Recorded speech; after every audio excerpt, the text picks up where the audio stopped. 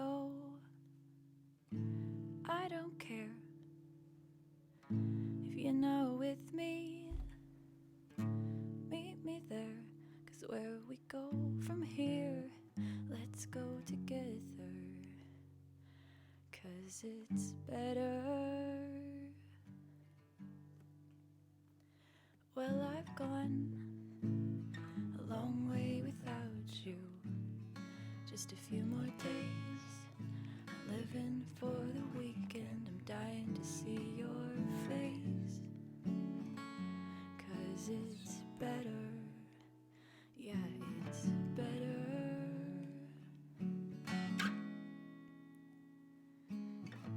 And where we go, I don't care if you're not with me. Meet me there, 'cause where we go from here, let's go together, 'cause it's better. Yeah, it's better.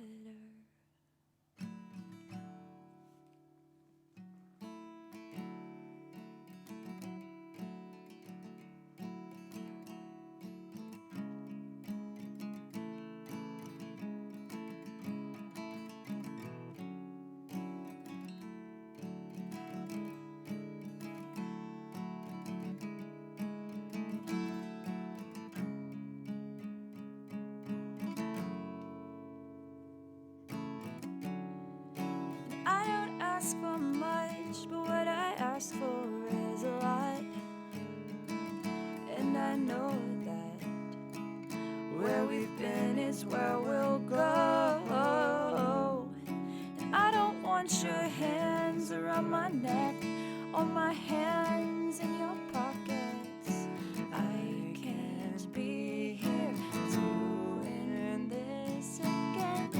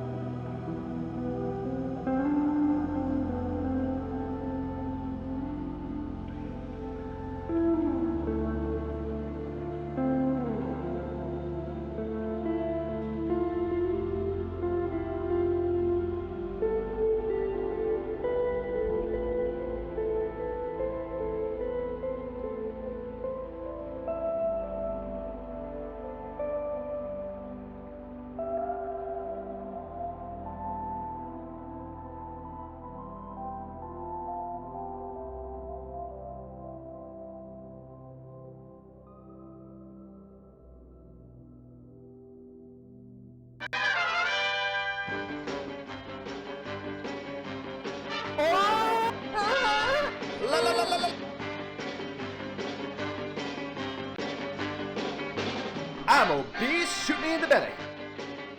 Look at all the space I'm creating, everybody. Bad monkey. Bad monkey. Oh, you got baited so hard.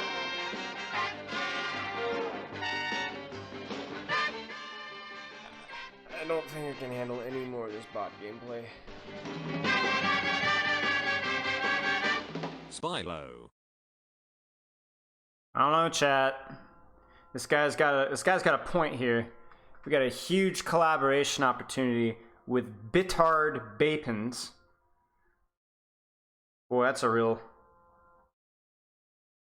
As much as it pains me. Hello, ladies and gentlemen. We got a SKIESTI collaboration. We didn't have a coaching session prior to this one, so we had some scheduling issues that come up. So long story short, we're actually starting immediately with the collaboration. There's no VOD review warm. We're getting right into it. Hello, Baldy. YOLO. YOLO indeed. Thank you for the sub, mate. Hope you're doing well. Long story short, released an album yesterday. Well, that is something. Baldy, thank you for the 20 gifted subs. Georgia Man, Hanjo, Bread, Two Fish here, All Boston, Nuge, Banjo, Spoos, Max, Cyro, Piranha, Zanzibar actually gets a gifted sub. Ichro, Zenadine, Idryadi, One Nature, Azimuth, 6 Dawn 2, it's Preston, Biggest Cheddar. I think I know who that is. Thank you guys so much, or thank you so much for the gifted subs, and congratulations to y'all.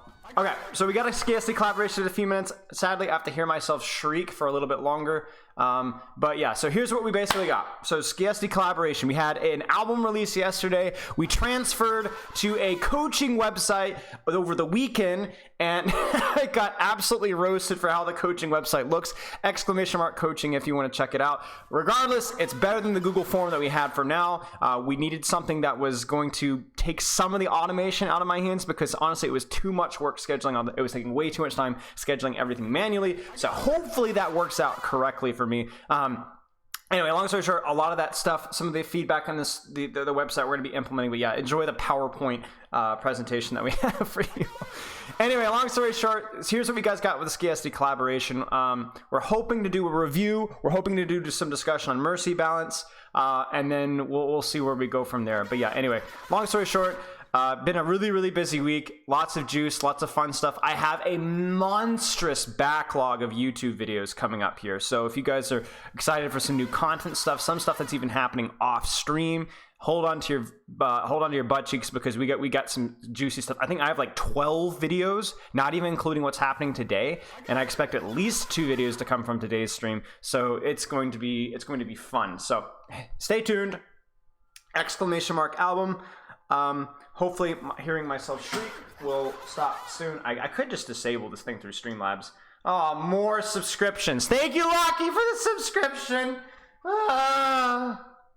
We might be here for a few more minutes. My butt cheeks are holding themselves. Thank you. Okay, that's the intention, right? I'm not holding onto your butt cheeks.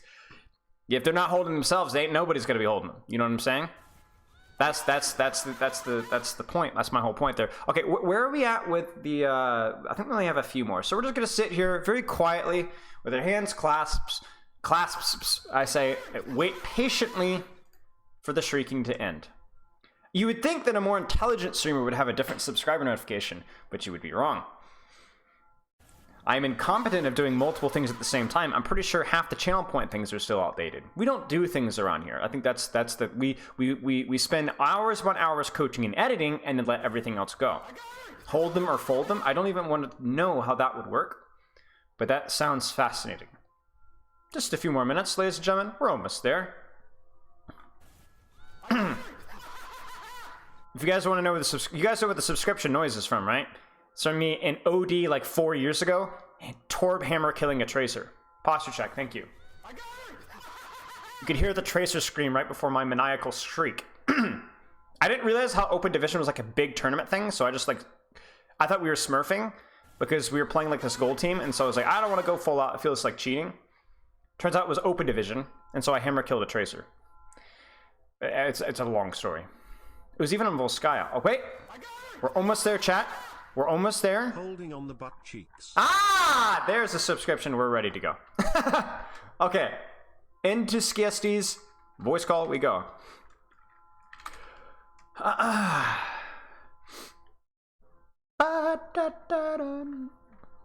Okay, let's do this. Hey, how's it going? Hi, I'm good. How are you? Doing all right. Appreciate you doing this. I'm really excited. This should be a lot of fun. Do you want to give a quick introduction as to who you are to folks in my stream anyway that may or may not be familiar with you and your work? Sure. So my name is SKIESTI, and I play Mercy way too much. I've got like over 6,000 hours in the hero, and I make educational content for her as well to help people learn. Yeah, I've been pretty consistently top 500 GM since, like, I don't know, season 10 as well, so that's who I am. Sick. And I hear that there's a big juicy tournament coming up soon potentially as well. Yes, there is. On the 28th and the 29th of this month, we're going to be hosting the Ride of the Valkyries. Unfortunately, all the spots are filled. It was actually very popular with people, so there aren't any spots, but it is going to be streamed over on my stream and on Reflash. So if you're interested in that, you should definitely check that out. Nice. I just threw that in my Twitch chat as well, just in case anybody wanted to check that one out. So super exciting. Looking forward to that one as well. I managed to catch your YouTube video yesterday, and I listened through it all the way through. So I was like, I got to do my homework before this. You know, I'm not just going to go into this one blind. So I figured maybe we could start off with the review and then do the discussion afterwards. Are you thinking flip-flop? I'm pretty flexible. What are you thinking? No, that works good to me. Although I will say, if you maybe want to introduce yourself as well for some of the people in my stream that don't know. Sure. I mean, I just assumed everybody on Earth knows who I am. My name is Philo. I'm an ex-Overwatch League contenders coach, kind of retired from the pro scene after decided that my time must probably be spent elsewhere. But before and after Overwatch League coaching, I was a private coach, just a one-on-one coach doing just stupid old stream VOD reviews to start off as a gold player, doing VOD reviews just for fun. And since then, I've done thousands and thousands of VOD reviews since then for all heroes, all ranks. And that's kind of been my spiel: educational content for coaches, for players, for all ranks, and kind of moving more into private coaching and such since my quote-unquote retirement from the pro scene. So yeah, a little bit of pro, a little bit of private. That's just kind of what I've been doing for a while, and I've been a coach for quite a long time. So anyway, that's my little spiel. So anyway, you want to get into it? Yes, the replays aren't showing up though. All right, How do watch this? So you welcome to the cursed life that I have had to lead. Okay, so go click on the replay, the viewer right there, and then here's what we're gonna do. We're gonna like big brain this one. Okay, I will start off the stream on my Discord stream, my crappy, one bit rate stream, because what you have to do to fix replays, I'm not joking, is you have to leave that page on your Overwatch left open for like 10 minutes, and then it'll work. Oh, okay, that's so weird. Okay. It's so stupid. So just leave that, and that should work. If it doesn't, then we'll figure something else out. But that should work. So what I could do is I could start the stream, and then as quickly as we possibly can get away from me having to do the streaming on my Discord. So let me actually get the code pulled up here. So Circuit Royale. And so what I did with the tweet the other day is I was trying to get like a low to mid rank Mercy. And I think in this person's message on Twitter is they were also saying as well that they're just started relatively recently, that they started in Overwatch 2. So I think it would also be kind of neat to have somebody who may not be super familiar with how Mercy is played, right? Not been around for 4 or 5 however many years. So yeah, I actually love that. Yeah, I think that'd just be an interesting thing. So let me get my stream situated here. I'm gonna have to make some adjustments in my Mercy, and then this player is gold, relatively new, and obviously I might chime in here and there, but I'll kind of ask questions, and you kind of give me your takes and like how you think it should be played, or what things you're kind of looking for in a nutshell, and then because you're the master out here. So it's miles to go. Circuit Royale, and the rank is gold. So if you are saying brand new Mercy player, or even somebody who's been playing Mercy for a while, but maybe is not super experienced with the hero, what kind of stuff are you looking for as like the baseline of Mercy play? Right. So first of all, whenever I start off these spot reviews or whenever I'm coaching anyone, I am always going to be looking at my team composition first. So if we look at yours or Miles here, Sure. we've got Widow, Cassidy. You're pretty much going to be with your Cassidy a lot of the time, unless your Widow has better sight lines or maybe needs like a bit of peeling. Right. And for the most part, I let my second support deal with our tank unless they really need me, unless they're like, basically critical and one healer isn't gonna cut it. But Sure. otherwise, I kind of let them do their thing and think of those two as a pair and peel back for our support if we need it. Got it. But otherwise, I'm with our DPS. So that's kind of like how I'd go about playing this. Sure. So you almost have like a default playstyle is damage boosting somebody whenever I can, and if I need to heal. Yeah. Got it. That seems kind of backwards how a lot of lower mid-rank Mercies probably will end up playing it, but that's interesting here. So when you talk about, obviously Cassie's probably the main damage boost thing, but like let's say we're in a different composition. Like let's say we were on the enemy comp, we got a Junkrat and a Cassidy, maybe we're playing with a Pharah, maybe we're playing with a Tracer. What are you really looking for when you're looking for who to damage boost? How do you kind of make that decision? Yeah, so when I'm looking at team comps and thinking about, okay, who's going to benefit more, I'm thinking about how effective they are and at what range. I'm thinking about if they're going to be flanking a lot. Like if you've got a Tracer, she's probably going to be on the flank a lot, and that's going to be really awkward for you in most cases, unless like she happens to like come by you really quickly and you can like help her out a little bit there. But otherwise, like she's going to be probably poking the back line and she's not going to be a very good target for you. So I look for people that do good damage at like mid-range mostly. Got it. I'm looking for people that have abilities that are going to benefit a lot from my damage boost. I'm thinking about people that don't just like, have the ability to one-shot without me, like Widow, and that's kind of why I wouldn't be with Widow as much here in this situation. Right. Because she can kind of fend for herself there in that like regard. And I'm also looking for, there's a couple of heroes that are more situational. So take Junkrat, for example. Mm-hmm.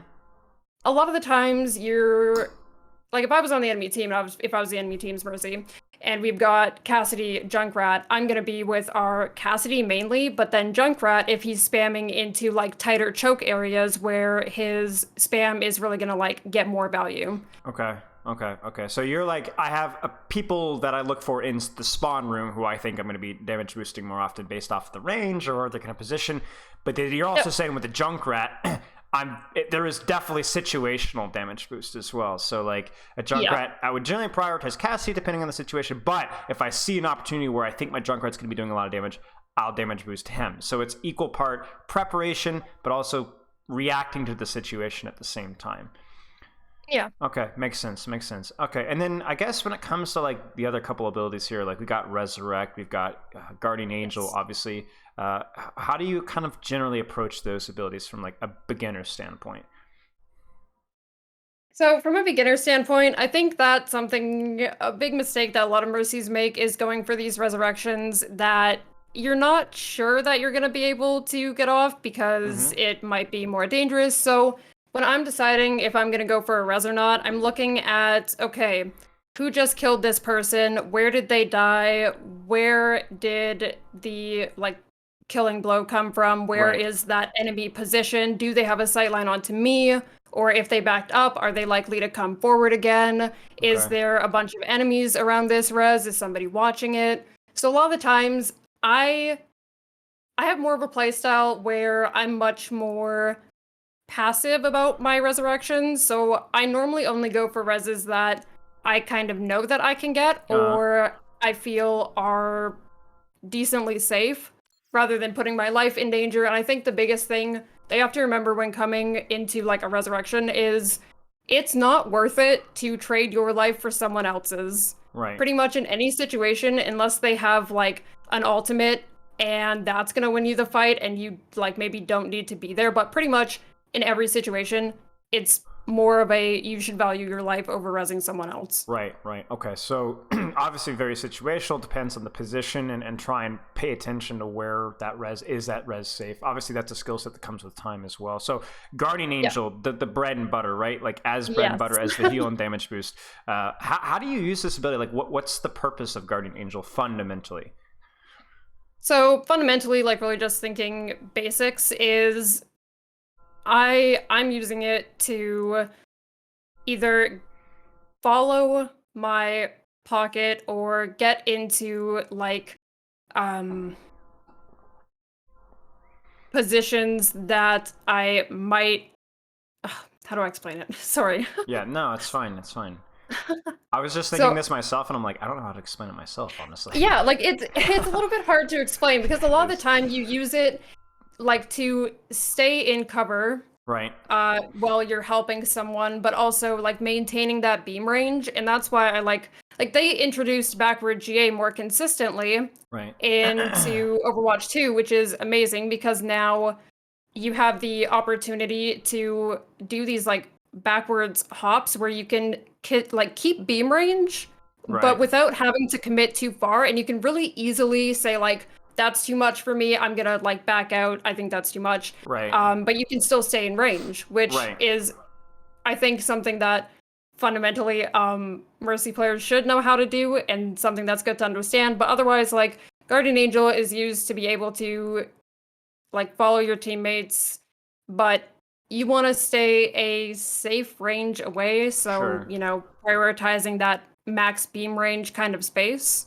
But yeah, I guess that's kind of the best way to put it, is like going to assist your teammates, but keeping that distance and being able to use Guardian Angel to do that safely, and you know, being able to get behind cover with it. That makes sense. So it's like it can either be used as a tool to get from point A to point B, or as you were saying, you can stay in point A, but stay in point A safer if you know some tech. Basically kind of move around unpredictably, even if you're staying in the same spot. Okay. And then I guess the last thing here, which I forgot to bring up, was just Valk. Obviously, pretty complex old. Just as a general baseline for a beginner Mercy, what are you looking to use, and when are you looking to use Valk?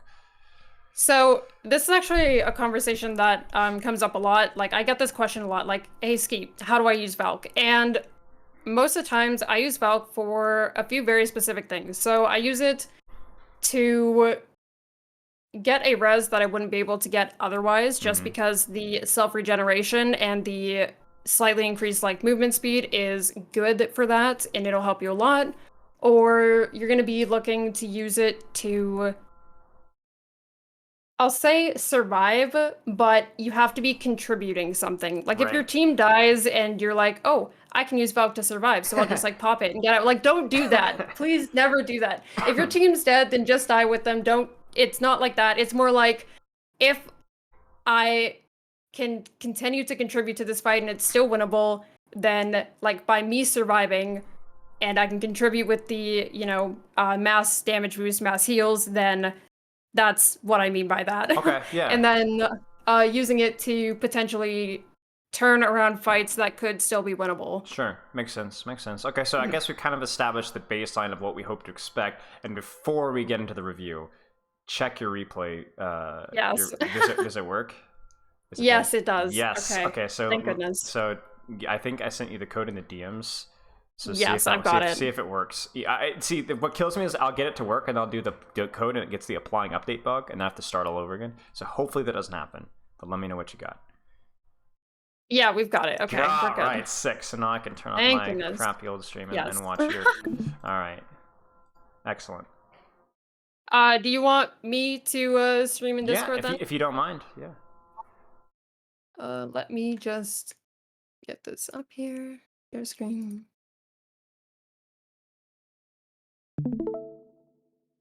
Okay. Should be up. Yeah, I got you. Perfect. And then we got this. And I think we're good to go. Okay. Okay. So I guess we established what we're expecting. Now we see what we actually see. Okay.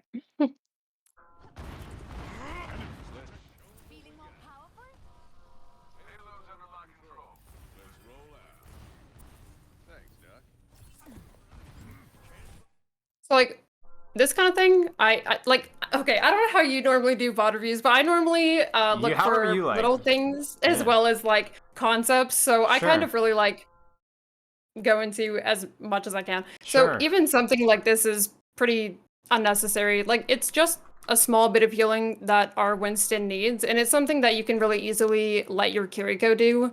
And I would more so, instead of beaming him, I would be a little tiny bit more upfront so that I can try to get beam onto Cass, or if beam doesn't reach from there, then playing like right here. Right. Right. So I can still be able to beam him, but be in some kind of safe area so that obviously I'm not in a sight line Right. of these guys. That makes sense. I mean, it's kind of what you said there. It's like you go over the small things, but oftentimes with Mercy, it's those small things that make the difference because those small decisions happen so many times every single team fight, you know?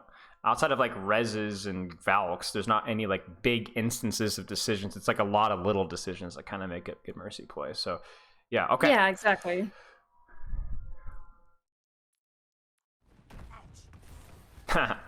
We're just chilling.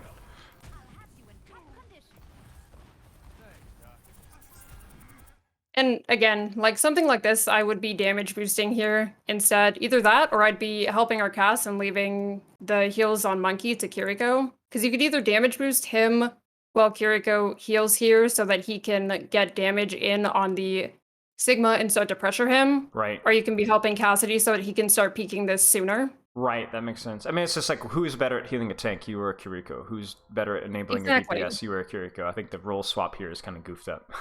Yeah, and I think that's one of the biggest mistakes that I see, especially when I'm looking at these, lower ranked VODs, is just that they kind of know what they should be doing a little bit. Yeah. But they have this instinct to heal their tank anyway, no matter like what health they're at. And they don't trust their second healer. That's the biggest thing, is that they have such a hard time trusting their second healer.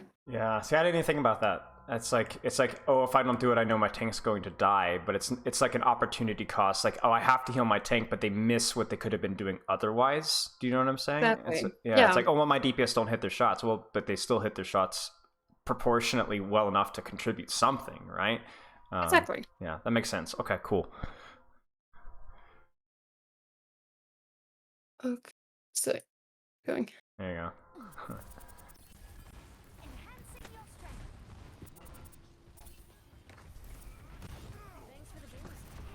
Uh-oh. Yeah, so let's kind of look at this real quick. So our Winston goes in, and I mean, he dives into a lot of damage there, but we're kind of just over here, like, healing our Kiriko when obviously she doesn't need heals. But I'm not sure even if we were like trying to help our Monkey and trying to heal him there in addition to our Kiriko, I don't think that he would have lived that. Yeah, true. So it's like you might have died yourself as well. Yeah, exactly. So I like the decision not to help Monkey, but I do think the priority on our beam is a little bit off track here, because we should be damage boosting him, especially because like Kiriko's full HP, she doesn't need our healing, but you know. Yeah, okay, makes sense. And maybe this Cassidy is able to get a kill to compensate for the Winston dying here, you know? Okay. Yeah, exactly. Makes sense. And also something here is like when you're pushing up here and your Monkey does have that space, like, yeah, this position is not bad, but if you lose this space, then I'd try to get out of this position as soon as possible and reposition by the stairs, because they're gonna most likely take advantage of the fact that your tank's not there, and they're gonna start like pushing up onto that, and going across that sight line is not gonna be fun, especially the later it gets. True. Okay, that makes sense. Huh, we're again just chilling. Oh gosh, that was scary.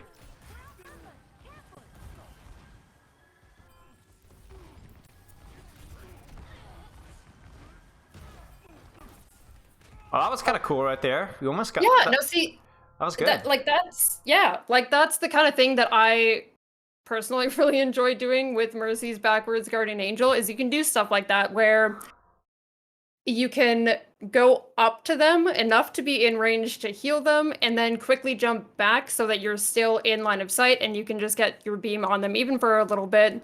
And it'll help them out normally. Unfortunately, it didn't work in this situation, but like it almost did, and that's like it's a really good thing to do. And that's utilizing the beam grace period, right? Which is like what? How many seconds? 1 second? 1.5? Yeah. Okay. So it's like, in other words, you can be short. on top of somebody and then back away, but then even though the beam is technically should be breaking, you're able to keep it on them because you're of the grace. Okay, that makes sense. Yeah.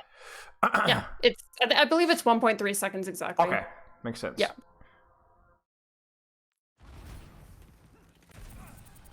Here, pocketing tank because there's nothing else to pocket, I guess. Yeah. Just a little close, I don't, maybe. Yeah. Yeah, I was about to say, that's why I paused it. I was like, this is a little close. I definitely would not have Guardian Angel that close to him, so you should like rein it in a little bit. You know, be more around this area here. Right. And be helping him from there instead. Right. Now we're talking, I guess, mercy settings here. So you have toggle on or off for mercy beam? I have toggle off. Okay. Which is kind of wild because I play this game in many hour-long sessions. Yeah. So a lot of people don't use toggle beam off just because of like the fatigue it can kind of give your hands sometimes if you're playing for long sessions. But I think that it is one of Mercy's more like personalized settings where it doesn't matter as much, but I do think there are still more benefits with toggle beam off compared to on. Right, and so that means you could just release the button, you instantly stop. So like in an instance like this, instead of oh no, I accidentally got too close to once, and you could just instantly release the button and it stops. You just got to have like, you know, pinky biceps, I guess, to like be able to sustain that for long periods of time. Oh, if you're talking about like toggle Guardian Angel up. I thought you said beam earlier. Oh, I'm sorry. Both. I probably said beam, but I meant Guardian Angel here. Okay, but either way, do you have toggle off on both, or? Yeah, I have toggle off on both, and for toggle Guardian Angel, I think it is a very strong suggestion to have that off instead of on. I think toggle Guardian Angel on is kind of terrible. Okay. Makes sense. It makes sense. So for beam, it'd be middle finger, index, biceps. For pinky, biceps. For GA, you know, you got strong fingers all the way through, I guess. All right. Yeah.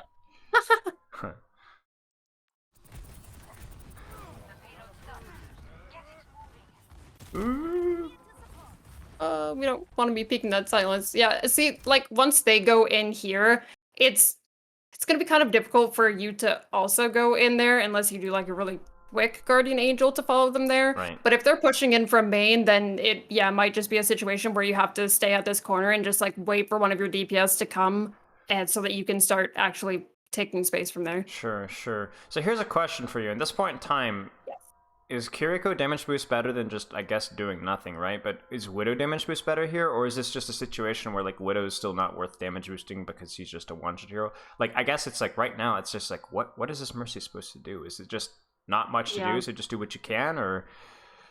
So because our Widow is still way over here, we don't want to cross this sightline as much as possible. So unless she comes closer, then I'd prioritize our Kiriko. But if our Kiriko is more focused on getting our monkey healing and our Widow was in range, then I'd help our Widow until Cass comes up, just because, like, you know, damage boosting Widow is going to be more effective than if you're damage boosting a healing Kiriko. Yeah, but it's like, as if it wasn't complicated enough, you got to consider your comp, you got to consider whether they're doing something, but also, like you were saying, maybe damage boosted Widow is better, but we don't want to be flying out in the open to damage boosters, so that's something else you have to consider. Okay, wow, that's crazy. A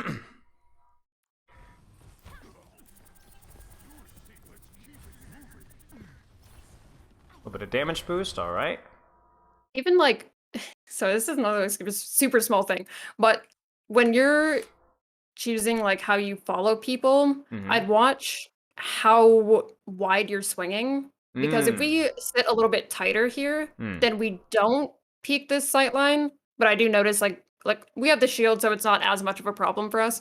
But if we swing too wide, then they can have a sight line on us, and we want to avoid that. Right. So it's just like minimizing your risk. I kind of treat this like, I call this like the mobility curse, where heroes with more mobility sometimes get sloppy with their cover usage, because you're like, oh, I can just move around, and you get punished less, but you'll still get punished for peeking, so you still have to prioritize cover. Okay. Yeah, exactly. Uh-oh, Junkrat's on a mission. Yeah. We're pinging him, which is good. There's pistol. We're shooting him. Oh. Oh dear. No! No! No! Oh, no! No! Oh, that's delightful. All right, Oh my well, gosh. let's go slowly through that. Let's I want to hear break what you got that to down say. real quick. So the Oh problem my there was God. obviously not hitting every shot naturally. I mean, obviously we need to do. Okay. I think we need more than 25 bullets, Yeah, honestly. yeah. Yeah, I think that's a problem. Just give Mercy a Junkrat concussive mine, and we're good to go. Okay. Honestly. So thoughts here. Okay, so firstly, okay, so their Junkrat is up here. He's Yeah. trying to apply pressure into our backline. I like that we ping him. That's Yes. good on us. Yeah. Very good. We start. Obviously, we start pistoling him so that we can try to pressure him because we're noticing that our team isn't really dealing with it, but our Right. team can't quite deal with it yet because our cast is over here and our monkey just used a jump a moment ago and Right. Widow's like on her way to come deal with that. And you can also notice here, we're very, very dangerously getting into this kind of sight line. Yeah, true. Especially if we go too far, which I think is something where when we turn our back to focus on hitting the Junkrat, we can very easily forget that there's people behind us that we should be very scared of. Yeah, that's true. Because you push the junk, and it's not just the junk you got to be scared of, but actually everything else that you can't see at that point in time. Now, Exactly, because here's we a are question for you. Sorry, go ahead. Yeah. Okay, sorry. No, anyway. you're good. Okay, my question was just like, okay, so here it's like, this is probably a classic support Mercy ranked situation where it's like, this guy's feeding, guys, we need to be focusing this guy, please, and nobody helps you. So here's a question for you. Whenever I see situations like this, my gut says, okay, maybe we don't deal with a Junkrat, and we might lose as a result. But if we as Mercy can't help us deal with Junkrat directly, would this be a situation where, like, as weird as this sounds, we just have to kind of ignore him and help us win elsewhere? So, like... Yep. Okay. I want you to elaborate more on that one because I'm curious to what you have to say. So okay. So if I were in this situation, I'd be with our cast and I would be helping him push this. Oh, sorry. Wrong button. I'd be helping him push this area right here and trying to see if we can get value pressuring them here. Yeah, we might end up trading like, the Junkrat's still here, and we might end up trading our Widow or something like that. Right. Because we can't deal with him. But if we can't deal with something, then putting our resources somewhere else is the play. I've been trying to help people recently with understanding the concept of like trading lives. So this more often happens with your tanks when you're Mercy. So like your tank will go in, for example, and he'll go in too far and he'll be like taking damage. Or your team is pushing down through main right, and maybe your supports, your Kiriko's healing isn't enough, but you and like your Cassidy or someone are on this flank and you're able to get picks and you're able to get value. Yeah, your tank might die and you'll be trading his life, but as long as you are getting value somewhere else and able to trade off with the enemy's lives, then it's not a bad thing. Right. Maybe there's some life coaching in there too. Like it doesn't matter your circumstances, you take what opportunities you have and try and excel at whatever you're able to do. So maybe you should go into Mercy life coaching. Roll with that. I think that would go. Okay. So here you said pocket cast, pocket maybe Winston, whatever that you can't deal with. Control what you can and see what happens. All right. Yeah. So if the Junkrat's pressuring over here and we're not able to do anything about it, well, we might as well try to see if we can get value here and maybe deal with his team first, and then it'll just be him afterwards, and we can deal with him after. Right. That makes perfect sense. Yeah. And then we get to the real, the real interesting part. I would. Oh gosh. Okay. So I think should be healing your Widow instead of trying to damage the Mercy here, because when we're thinking about this, their Mercy is already in Valkyr and committed to that. So because this is the situation that we find ourselves in, we should be prioritizing healing our Widow, and that's gonna pretty much make this Mercy null and void unless she, I don't know, hits a bunch of like headshots or something. But Right. since it's, lower rank, I'm guessing she might not be able to do that. And like Widow actually survives here for quite a while, so if we healed her, I think she could have been able to live, and especially with our Kiriko as well helping her. So True. I think we just commit to helping her instead of trying to pistol the Valking Mercy, and that would have been better for us. Or even better, just be helping over here. Like ideally, we're over here and helping these guys with this rather than being over here and trying to like commit this pistol play. Okay, so I got a nasty question for you. When do you use your pistol as Mercy? I'm sure you get Okay, that question so- a lot, but I don't care. So Yeah, my my take on that is very different, I think, from other Mercy players. I pretty much only use my pistol in self-defense, and also if like, maybe there's a sniper on the high ground and like I have a sight line, that I'll like pressure her a little bit, but I Right. won't commit like a full like round or anything like that. I'll Got it. just like aim a few pistols in her direction and hope that she kind of backs off a little bit. But that's like a really rare occasion, and it's mostly just for self-defense, right? Right. Maybe coming But back from spawn, even- they're on Tracer, Yeah. you wonder where she is, something like that. Okay. Exactly. Like you think someone's spawn camping you, or you find yourself somehow like alone and you have to like kind of fend for yourself. So that's pretty much the only situations that I would use her pistol in, especially because I play on a very nastily high sense. So Got it. So it's harder to it makes aim, it even but harder. faster Yeah. to move. Okay, I got a question in Yeah, my chat exactly. here. What about using Valk Yes. to pistol down a Widows? Do you ever see opportunities for that, or does it just depend? I do that sometimes, but it really depends on how the Widow has been performing, and if you think she's going to hit that shot, or you think that you can sneak up on her and like deal with her really quickly. Right. But I wouldn't spend more than like a few seconds trying to do that. And Right. if you find that you can't do it, then you have to stop and know when to back up and be like, okay, Right. my value is not here, it's somewhere else. Right, no sunk cost fallacy. Oh, I've pistoled too long. I might as well just finish the kill. No. Right. Okay. Yeah, no. So it's not worth that. Makes sense. It's not makes worth sense. it. Okay. Yeah. Okay. All right. And then, it just continues. Yeah. Bam. And even here, we had opportunities to back out. Yeah. Like when we started taking damage, we had opportunities to backward Guardian Angel and get ourselves out of there. Right. But we kind of stayed committed to this, and I would have recommended just backing up and getting space away from this doorway. Right. Okay, that makes sense. Yeah. Well, we continue.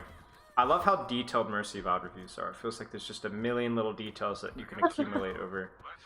Yeah, that's the biggest thing about, like, because with Mercy, it really comes down to the details. And straight up, like, if we had been, this entire time, if we had been with our Cassidy and Monkey, like, think about how much value we could have gotten there. Like, true. they've gotten picks, and, like, our Monkey's committing his ult, True. and if we had just left this to happen however that did, we could have easily dealt with their team, and then the Right. Junkrats having to come back like this, like, Right. it would have been so good. And ironically, we were concerned about our team dealing with a threat, but then we were the only one that died from it.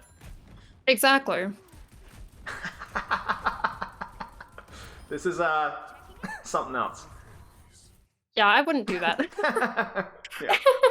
I get, like, the Junkrat is, he's low, and so we're trying to, like, contribute some damage into that. But Right. getting back to your Cassidy and focusing on, like, pocketing him, getting him to a healthier state and damage boosting him so that he can finish off that kill more reliably than us, Yeah, true. I would be encouraging that instead. True. Okay, well, here comes the juice because we're coming up in Valk now. So I'm curious to hear your thoughts of this, like, actually executing what we talked about here. Hopefully our Winston doesn't die. Woo!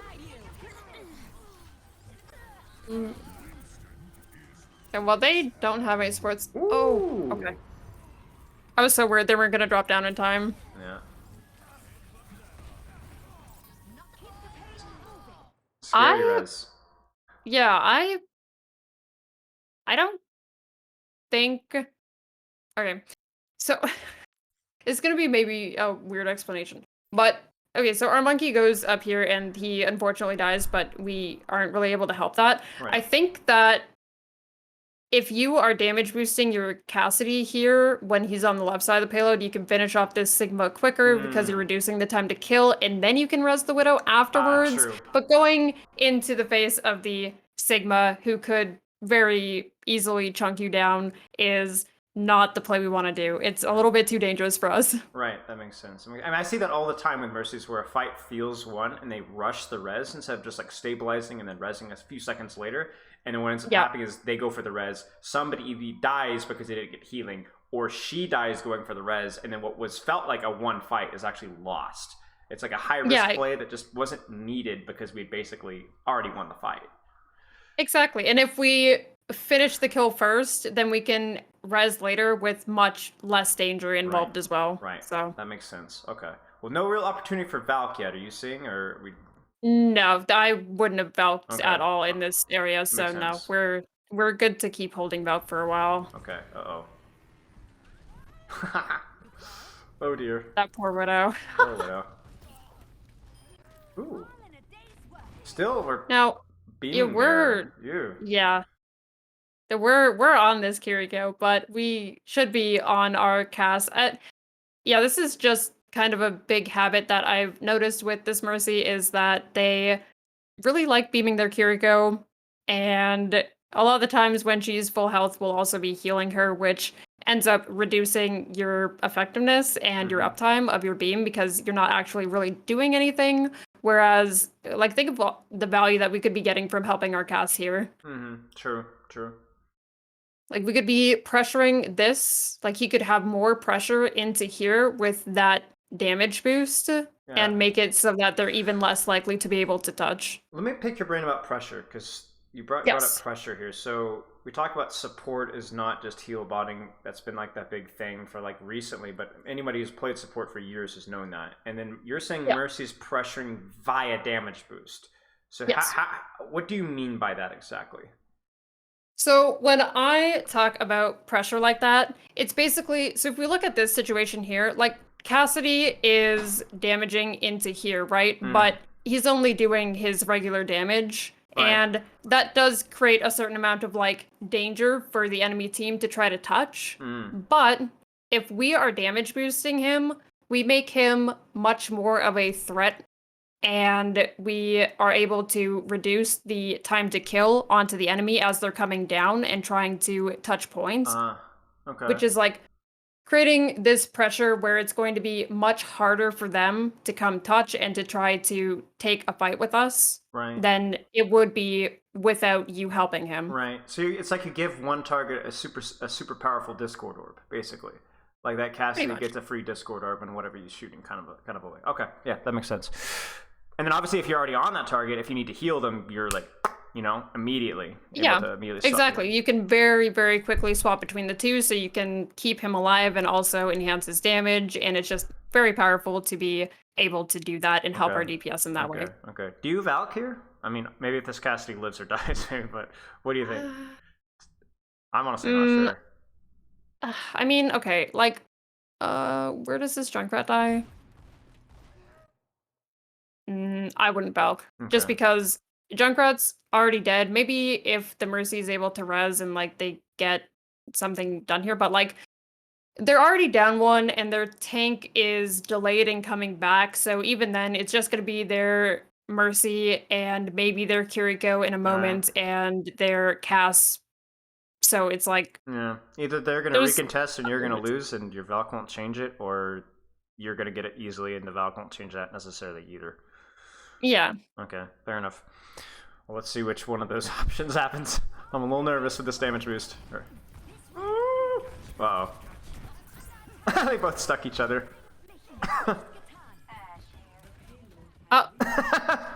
That cart never knew what hit it. That poor defenseless cart. Yes. I think... Alright, so we obviously didn't lead Valk because they're still delayed in coming to the point, so it works without it. I would say that we could maybe prevent this Cassidy's death if we were if our line of sight was a little bit better on him. Yeah, true. Yeah, because if we position a tiny bit more this way and we use this as cover, we should be able to help him here. Yeah. It feels like And we he go shouldn't too die. we got too conservative with cover for no reason all of a sudden. Yeah. Yeah. Okay. So Makes sense. I mean, like our Winston is taking this space, and we do have like some amount of pressure up here with our Winston kind of taking space from them. Yes. So we can help coming up into here. Right. That makes sense. Okay.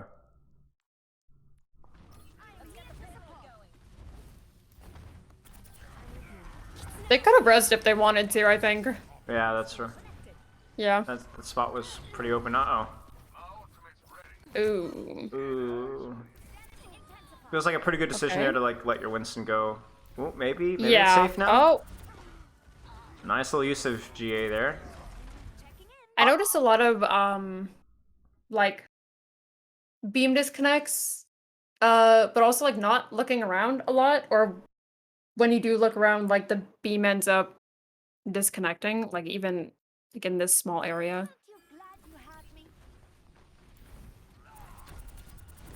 Or we look over here and beam disconnects because Oh, we're not yeah. like paying attention to where our Winston is positioned. Yeah, true. True. So what's the fix here? The fix there would honestly just be to make that movement a lot quicker. Like, you do want to be making sure that, you know, we're not peaking this too much because, you know, they do... Okay, well, they don't have their cast anymore. But we want to make sure that there's not too much damage coming into here that we're going to die from if we super jump up. But we also need to make sure that our beam doesn't disconnect. So we need to be aware of how far we're super jumping up and where our Winston is positioned. Makes sense. Honestly, you could probably backward Guardian Angel instead of super jump here to be able to have a wider perspective so you can look both at your Winston and up here as well without yeah, I didn't think having about to that. disconnect your beam. So it's like you go backwards GA instead of going up to give yourself be able to see more. And what you're saying is trying to find a balance between using your GA to kind of give you, using your camera, I guess, to kind of look around, to kind of give good scouting, which we're not necessarily doing enough. However, not doing it so long and slow that we're losing the beam connection. Yeah. Okay, that makes perfect sense here. By the way, when is there any kind of like guidelines for when you go for these super jumps or when you go for these backward GAs? So it seems like right now we're kind of using it at random, but how would you start using those correctly? Yeah, I was kind of hoping this would come up because Perfect. I do get a lot of questions about this, and a lot of the times I would say that backwards Guardian Angel is going to be your best friend. It's going to be the one that you use the most. So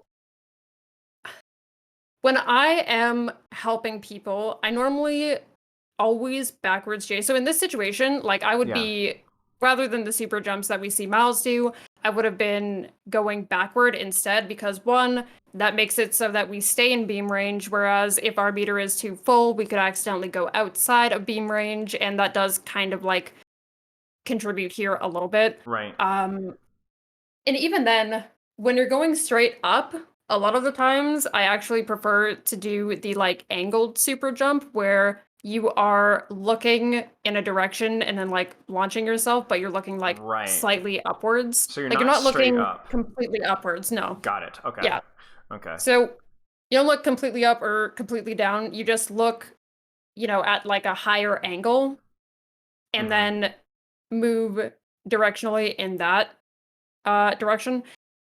That was such a weird phrasing. I know what you meant. Yeah, of course. Yeah, exactly. Okay. And that makes it so that you're not in sightlines as much, because if you just go straight up, if they had a hit scan or a widow, you're such an easy target for them if you just go straight up. True. Whereas if you're prioritizing either your backwards Guardian Angels by going like lower, or your angled super jumps by looking a direction and going at an angle upwards, like it's just it's so much better. You're much more safer doing that. I think the only ways that I really use like the straight up super jump is when I am like when I know that they don't have anything that is going to be a danger for me, or if they're running like you know, Lucio, Rhine, Reaper, like a very rush Right. speed heavy comp, then I want to be like I know that no one's going to be an immediate threat like a hit scan, so I'm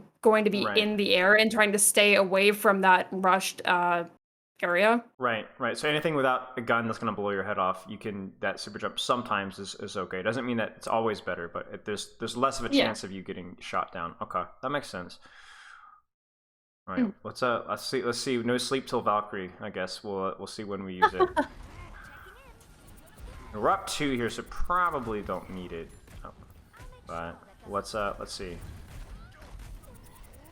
Uh-oh. Well, we let our Ashe die because we're so focused here on helping our Winston, but our Kiriko comes back, so we can start, you know, we can leave our Winston to Kiriko, and we can be helping our Ashe. Yeah. We're getting so that a lock she doesn't in. die. Yeah. Oh. Maybe a super jump would have been good here. You know? Yeah. Or I even was gonna say. or even the backwards GA, like you're saying, because if you're backwards GAing, let's say towards cart, then you're going to be at a range where that shatter's just not going to reach you. Yep. If you get enough height in your backwards GA, then yeah, you can very easily get out of that range, or you can do a small super jump up, or if you wanted to, you could even do like a directional angled super jump going up here, but that's like not as much. But I mean, ideally we would have been over here with our Ashe and like pushing this area with our DPS rather than over here and in the danger of being shattered. Right. Ironically, we're so obsessed with helping somebody that we end up getting killed ourselves. Okay, let's do one more fight, and let's hopefully see if we get to use the Valkyrie or not. And let's yes. Let's there's go a forward here a primal. little bit. Okay. Oh. Bit of a messy fight so far. Yes. So you haven't seen any crazy opportunity to use Valkyrie, so it's not a total troll that we haven't used yet. Okay. No, and it's weird because like you're 4.5 minutes into this game. Well, technically with the setup time, probably just 4, right? And it's like there haven't been many good opportunities to actually use the ultimate because our team is like we're a bit split off, or there just hasn't been a good chance to do so. It's felt like fights were already won or already lost for like the last 2.5 minutes. Yeah, okay. Yeah, so Valk wouldn't actually contribute anything. Right. Already won, unless we got shattered. Yeah. Nice.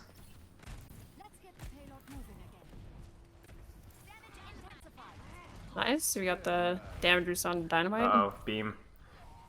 Yeah. See those little beam breaks, like it's such a little thing, and it happens in like very short bursts, but you can lose out on a lot of value that way. Right. So death by 1,000 paper cuts is like feels like the mercy mistakes, you know? Like you're not any one mistake. Outside of that shatter example, there's not one example. It's gonna be a lot of bad decisions. By the way, would you have Valked this fight, like let's say 7-8 seconds ago? 7-8 seconds ago. We're coming into this. Like right about now. You know what? Honestly, yeah, I think this could have been an area where we could have used Valk. The one thing about this that I do notice is that our team is like a tiny bit far back, so it's just our Winston going in. But if we wanted to, we can use Valk and support our Winston here until our Kiriko is able to, you know, TP to him and get that line of sight on him to start helping him, and then our DPS should be able to hopefully our cast comes maybe a bit forward and you can damage boost both of them at the same time. But I would definitely say that you could Valk this and help your Winston with this initial dive and see if you can get you know, their pressure into the back line there. Sure, and you're helping Winston here because the extended beam range on Valk, correct? Yes. Okay. Yes, and because we want to get that damage into his jump here, but we're not going to be able to do that without our beam range being extended. Right. Yeah, Okay. and that too, because, if you did it regularly, you probably wouldn't have gotten there in time, but also you would have been kind of cut off by the Reinhardt here, so it would have been hard for you to do. Right. Okay, makes sense. All right, let's see if we use it. Surely at some point here, we do get a kill, so maybe. Maybe. Like even now, yeah? Even here, Yeah. yeah. Like even if you didn't want to do it slightly earlier because you weren't sure about your Winston committing, like even here, because yeah, you have a pick, but the fight isn't decidedly won and your team is getting like kind of low. So, helping here with Valk and, getting that mass damage boost and that mass healing to help like secure this fight. Okay, let's see if we do it. I feel like we must. Yeah. Oh, okay. All There we right. go. Nice. Secure the fight. Yes. And maybe we stagger these guys out a little bit. Looks like we're going to. Cart's still moving. Ryan's gonna die here. Oh, I know. We're thinking about pistoling. I feel like. I can see it. I can see it. we were disciplined. We didn't pistol. And damage boost and Bob. All right. I want to say one thing about Valk that is actually like a really common mistake is when okay, you can see wait, this might be kind of hard to explain, but when we are using Valk, we don't want to be like really high up and looking down at our team because it really cuts off our line of sight and we can't really see what's happening around us. We only see what's underneath us, and a lot of Mercies do that, and even in this Valk you can see that. Yeah, true. So like right here is fine, but then It's fine, but then we get into here. Yeah. And like it's like when we were thinking about pistoling, our vision is just horrendous. Beam break there. But like right here, we can't see Jack. Exactly. Like we don't know where our team is positioned. We don't know who's like trying to follow up on the rest of this. Like we have no clue what's happening around us. That makes sense. Rather than being, above our team or so far forward in our Valk, we normally want to be lower and at more of like I would say 35-40 degree angle so that you can see a lot more what's happening around you, both on your side and on the enemy side. And you're able to determine who better benefits as well from your primary beam. Right, because we can't see anybody on our team right now. Exactly. Right, like that makes sense. That makes sense. We're completely cut off on this sideline. And yeah, like Valk is ending, but this is, Yeah. Okay, so question for you. We've been through only 5 minutes, or not maybe 4.5 minutes, but it feels like there's just been a wealth of knowledge that has passed over. Anybody listening, myself included. So you're this Mercy player, and obviously it's a little bit of a small sample, but we've seen a lot of mistakes, a lot of good things, a lot of bad things. What do you think that this Mercy player in particular should be practicing moving forward?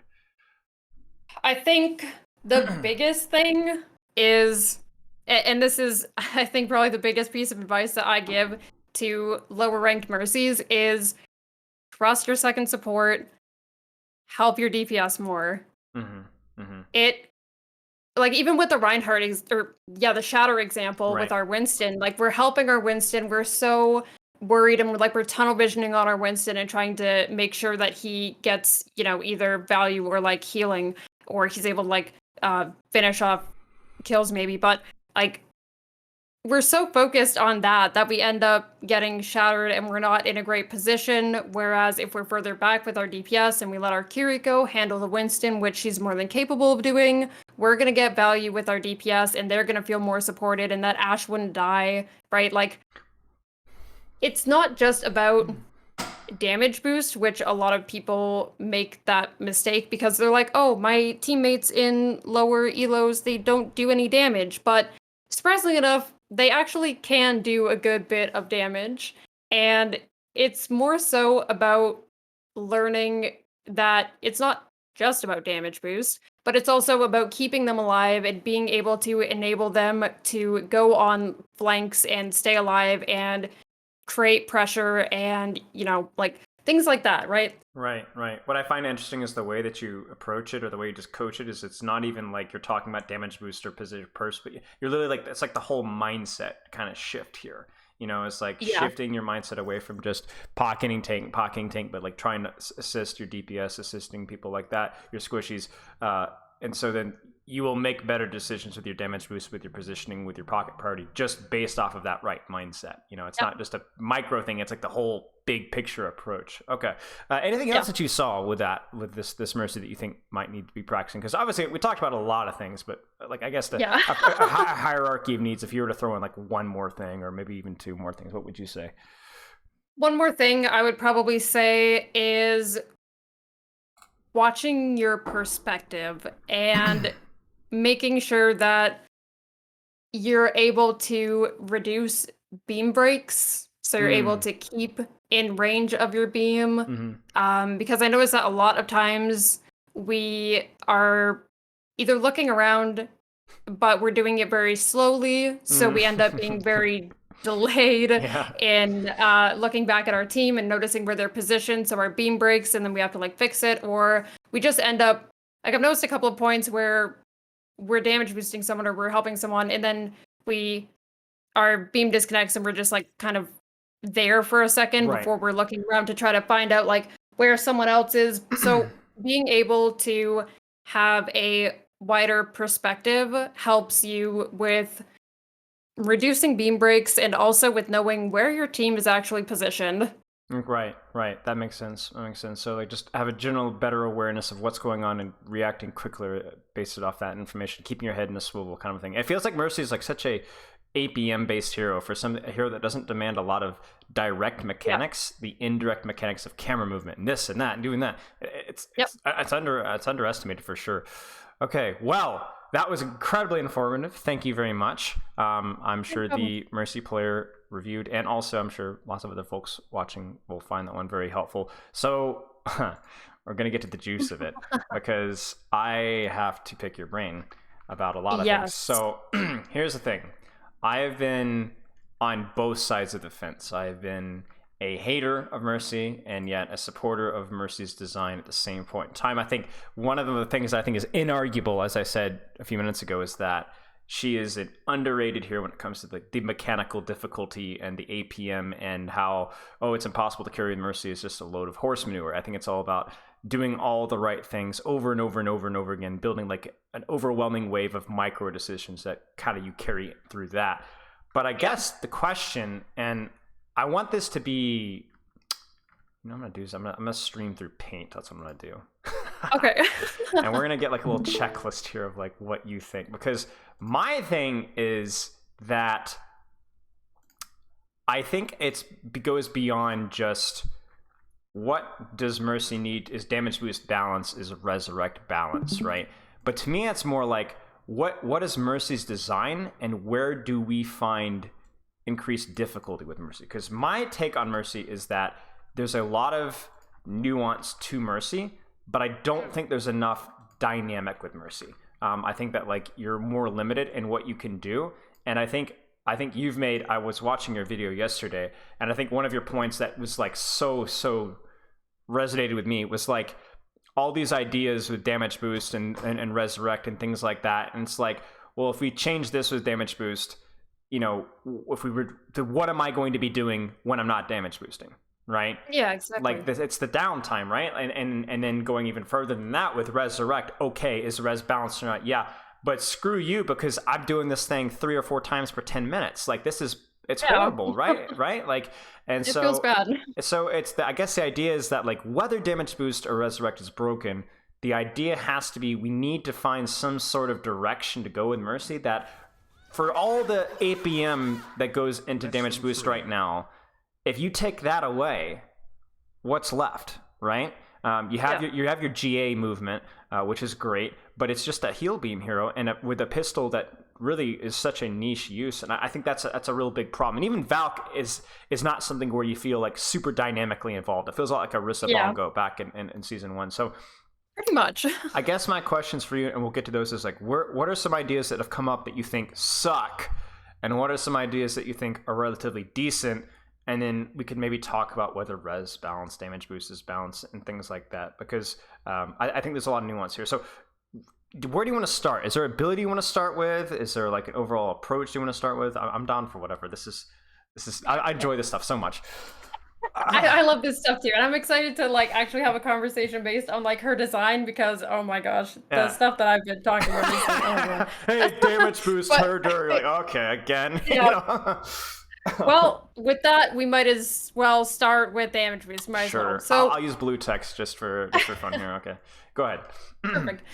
The idea that I hate with such a passion is the idea of fire rate and making Oh it my a gosh. fire rate beam. I think that is terrible. I agree. I agree. Yeah. I agree. And I think your point about like how it actively adjusts how you have to play the hero, like it messes with your movement speed, messes with your fire rate, reload, whatever. Like that is something that crosses the line. Like it's bad enough with Maywall here, where you have like something that could be used to actively mess with people, right? That one is way off. So that's one idea that we could shoot down. Yeah, like it's not even for like the other person has absolutely no control over it. So every now and then, like with Mercy, you have to swap between your blue beam and your heal, right? So Yeah. you're going between the two of them, and it's pretty much this constantly changing thing, and it sucks because the person can't control it, and they have to try to adjust to this thing that they don't know when it's happening, or like Right. it's so terrible. Right. It's. I appreciate the thought put into the idea, but obviously it doesn't really work in execution once you think about it. Okay, so what other ideas have you respectfully? So another one that's very common and has come up even in my Twitch chat in times past, which was the whole damage boost meter. And while it initially sounds really attractive, damage boost meter, so you have to be selective about, have to make decisions. All right, that's great. Yeah. But then you brought up a great point, which was, okay, then what happens when the meter's empty? Like, Exactly. what now? What now? Yeah. So what are your thoughts on that one? So for the meter, some people have different takes on the meter, and I guess I won't go too much into this one, but just a side tangent is that in addition to the meter, some people say cooldown, which is also terrible as well for the same meter, for the same reason that the meter is also bad, because what do you do in that downtime? Like, if you don't have any charge in your meter, well, what do? Okay, you heal, but one, you're going to be taking away alt charge from your other support that needs it from the tank. Right. Or, no one needs healing. Right. So if no one needs healing and you don't have your damage boost, well, what do? You whip out the pistol. I have no idea. I don't like that. I think that's just not. I don't think it's gonna work. No, and the only idea that I can come up with, but I think it's going to be really broken if executed this way, would be having damage boost is on a meter, or on a cooldown where you have a cooldown that you can press that increases your damage boost percentage amount. Where you damage boost normally at 30% or 20% or whatever. Then if you press this button, that increases your damage boost by 5 or 10% for 5 seconds. But then I think that's going to cause a whole nother set of issues, right? Oh yeah, you'd have to nerf the regular damage first probably, and then have that boost on top of it. Right, and then that would indirectly make damage boost default less attractive, which is not really what we want to do, right? So it's rough. I think a lot of it's going to depend on the implementation of that, but I don't see any easy way that just seems super black and white. So I guess if we dial back a little bit, is damage boost back balanced? And I don't want to have this whole conversation for longer than a few minutes, but here's my take, and I think this is the take that you've echoed in some of your videos I was watching. Is it's whether it's balanced or not is really hard to say, but it's certainly not a pressing issue compared to other things that we have to say. And I think it's disingenuous to put it as the forefront of things that are wrong with the game, considering what's actually wrong with the game is not Mercy, it's Sojourn, right? No, but that shouldn't be a hot take, yet it feels like it is sometimes. Like, where has been damage boost as a discussion point in the last 3 years? Well, I think the last time it came up was with Ash, right? True, and the last time we had this big problem was with Ash, and then we fixed the Ash thing, but now, you would think that because we know that we have damage modifiers in the game, like damage boost and Zen's Discord Orb, that when we retune or introduce heroes, that we are introducing or retuning them with Mercy's damage boost in mind. Right. That's a great point. It's like you have to balance things holistically from keeping all the factors in consideration, right? Yeah, 100% agree with you there. And I think that's something that we could potentially revisit, but we would only revisit at a point in time when everything else is got its ducks in a row. You know what I'm saying? I just don't see that as being any sort of a reasonable priority. Like, I look at a situation like, what is another combo where damage boost is broken? And I think the first one that comes to mind with me is Pharah. But again, is Mercy the problem there? No. The problem is Pharah. Pharah cannot function without a pocket. That's a problem with her hero design, not necessarily with Mercy's hero design. And I think that's, again, something that I think gets missed here. So what do we do with damage boost? What do you like? What's the, if we could wrap it up in a couple sentences? What's I know I'm really putting you on the spot here. Well, so for damage boost, I do think, and I did mention this in my video that I know you watched, but and I don't know your take on it, but Overwatch is a game that does have these MOBA-like qualities, that does have this utility in it, right? Yes. So these things, even if they feel unfun or frustrating sometimes, they aren't going to go away. Right. Because, I don't know, maybe a hero will end up with it later on down the line. Right. Because, we'll get to that point. Or, like, it'll just be introduced in a different way. Right. So it's hard not to have these utility, like, forms of utility in the game, because then it just wouldn't be the game that it is. No, exactly. Like, can we describe Orisa Fortify as frustrating right now? Absolutely. Roadhog Hook, absolutely. Javelin, absolutely. Defense Matrix, absolutely. Is Primal Rage a frustrating ultimate to play against in some compositions? Discord, yes. Resurrect, yes. Damage Boost, yes. BAP Immortality Field, BAP Shift is even worse, absolutely, right? Whip Shot, playing Brig Zen with back in that meta in stage 2 of Overwatch League, and even before then, oh my goodness, was Whip Shot frustrating to play against as a tank player, right? But so I think what we have to do is we have to start by thinking, how easy is this utility to get out of, and then also how unbelievably like, it's on a scale, because I think the term unfun gets abused a lot, right? Because everything is unfun. Too. Right. It is personal, right? People hate Mercy. We'll get to that one in a second, I'm sure. And the other thing is that the term that drives me up the wall is, you ready for this one? You've heard this one a million times. Fundamentally unbalanced. What does that mean? What does that mean? Yes. Can anybody explain to me what fundamentally unbalanced means? And there isn't such a thing as fundamentally unbalanced. Everything is relative, right? Now, if I could say fundamentally unbalanced hero would be a hero that just completely turns off your monitor, yeah, probably, right? But the problem is that term gets thrown around like nobody really knows what it actually means. And I think you really have to be objective about what is damage boost fundamentally unbalanced versus other forms of damage boost or other forms of this and that. And why is a damage boost fundamentally unbalanced? I think if you keep asking why, then we get to a real solution. And also the fact that the more vocal members of the community respectfully also tend to be people that play the game too much, so also tend to be very frustrated at the game for various reasons, and so also tend to be overly negative. And if it's not Orisa or Mercy, it's going to be Roadhog. And if it's not Roadhog, it's going to be Diva. Now, you and I both know that the balance team has not done a great job recently, and to say the least. Right, and Blizzard's already on a tightrope as it is with some of the monetization models and a lot of other things. However, I think when we say things like damage boost is objectively imbalanced, we kind of throw a smoke screen at some of the more important issues that we need to discuss, like Sojourn, like Kiriko, like the priority of getting Roadhog or other heroes that are really basic and boring bad hero design meta. That's the problem, right? So I don't think I think it's almost disingenuous to bring up damage boost as this huge priority when there are other issues that I think are more important. I'm not sure what your take is, but that's mine. No, I mean, I agree with that. I think that, like, damage boost when paired with some people, like, it does make it a bit of a harder thing to deal with, but, like, that comes in pairs, right? Like, it's not just Mercy, it's someone else. And when you're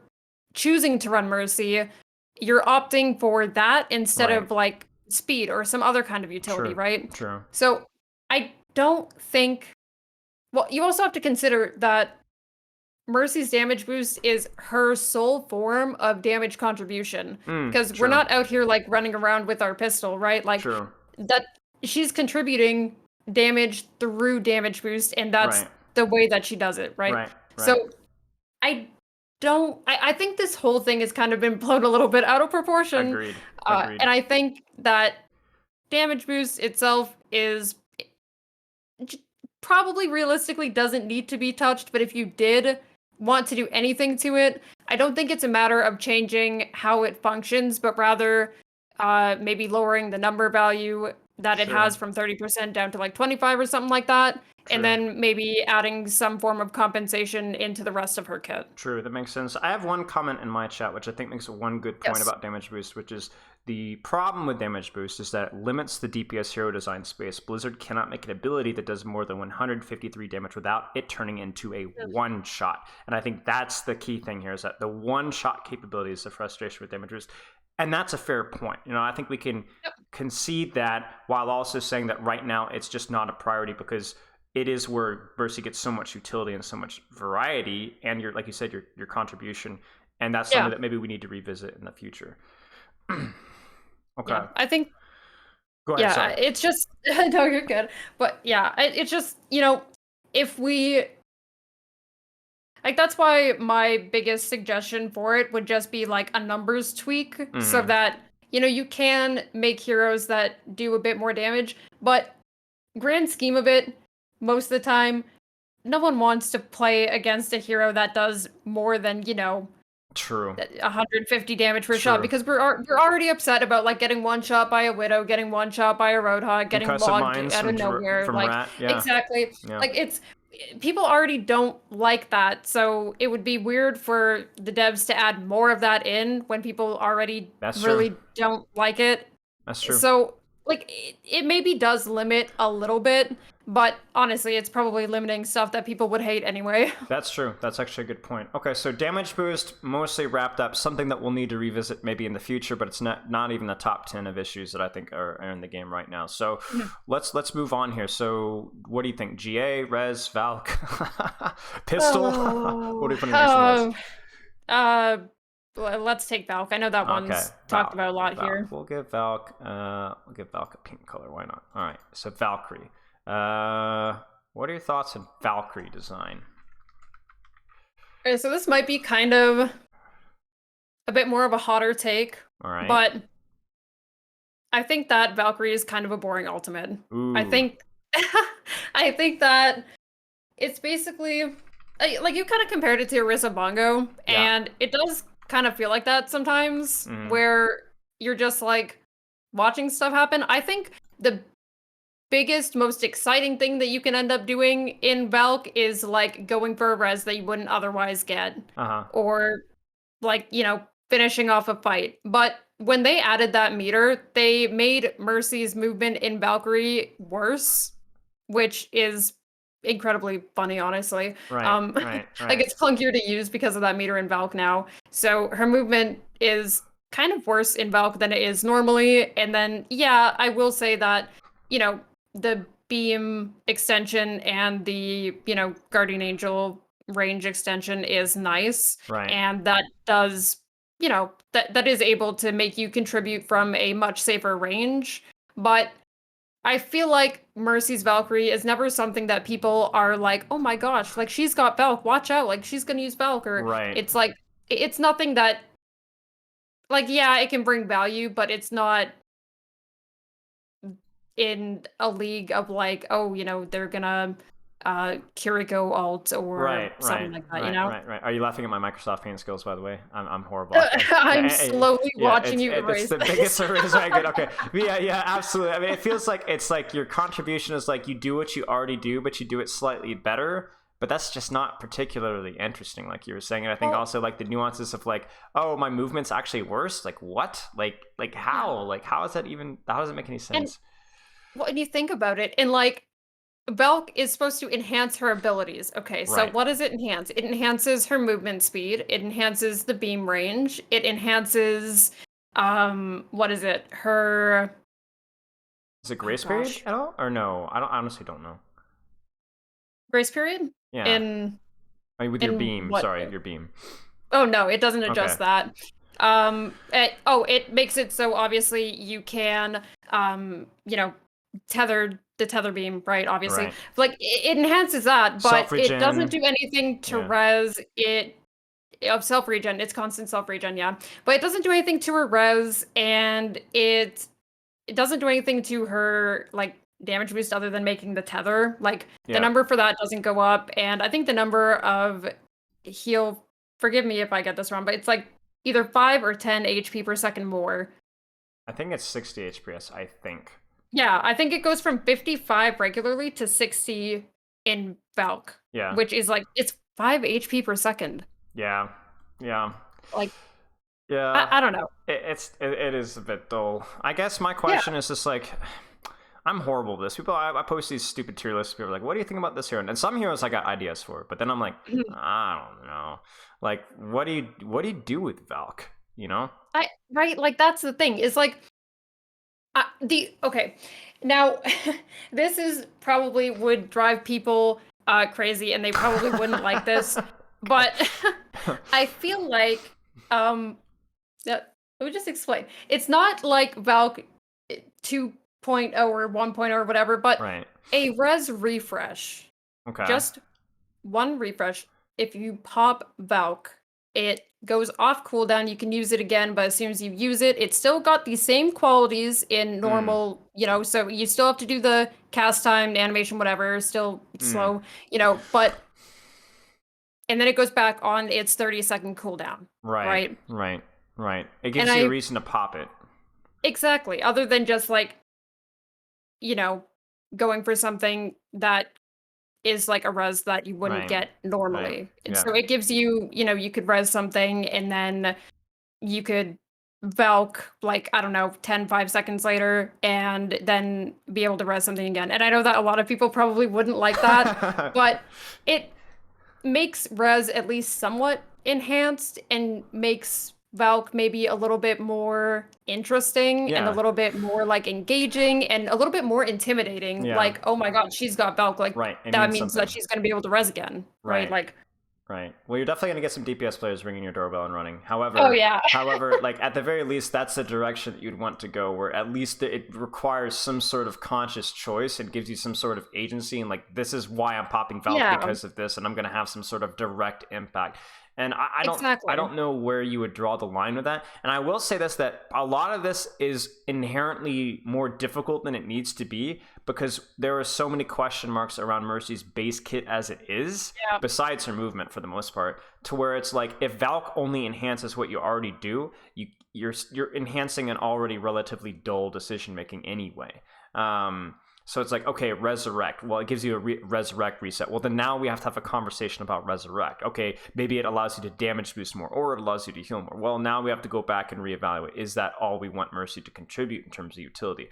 I guess this conversation would be a lot easier if we had something more nuanced and more interesting that Mercy could do, whether that would be a rework of Resurrect so as a more interesting cooldown, a different way to contribute DPS even directly or pressure directly, something else to track so that then, okay, Valk go and does that better, It's like, it feels like almost an impossible question to answer because we haven't like answered from the get-go, and I think that's like the hardest part with Mercy. Yeah, I don't know. It's like Valkyrie just kind of got nerfed so much, and I agree that it should have been. It was really ridiculous. Yeah. But yeah, now it's just kind of in this weird area where it enhances some things, and don't get me wrong, it can provide value, like that mass damage boost can, Right. obviously, when you fight sometimes, or that res with your self-regen can, turn something. But in the grand scheme of it, it just feels like it is not very fun. It's not very engaging for Mercy, and it's just kind of like, like, and what do we want her to really be able to contribute? And I guess that's the question to end all questions. Is like, where is Mercy's niche? Or niche. Where do we want her to be?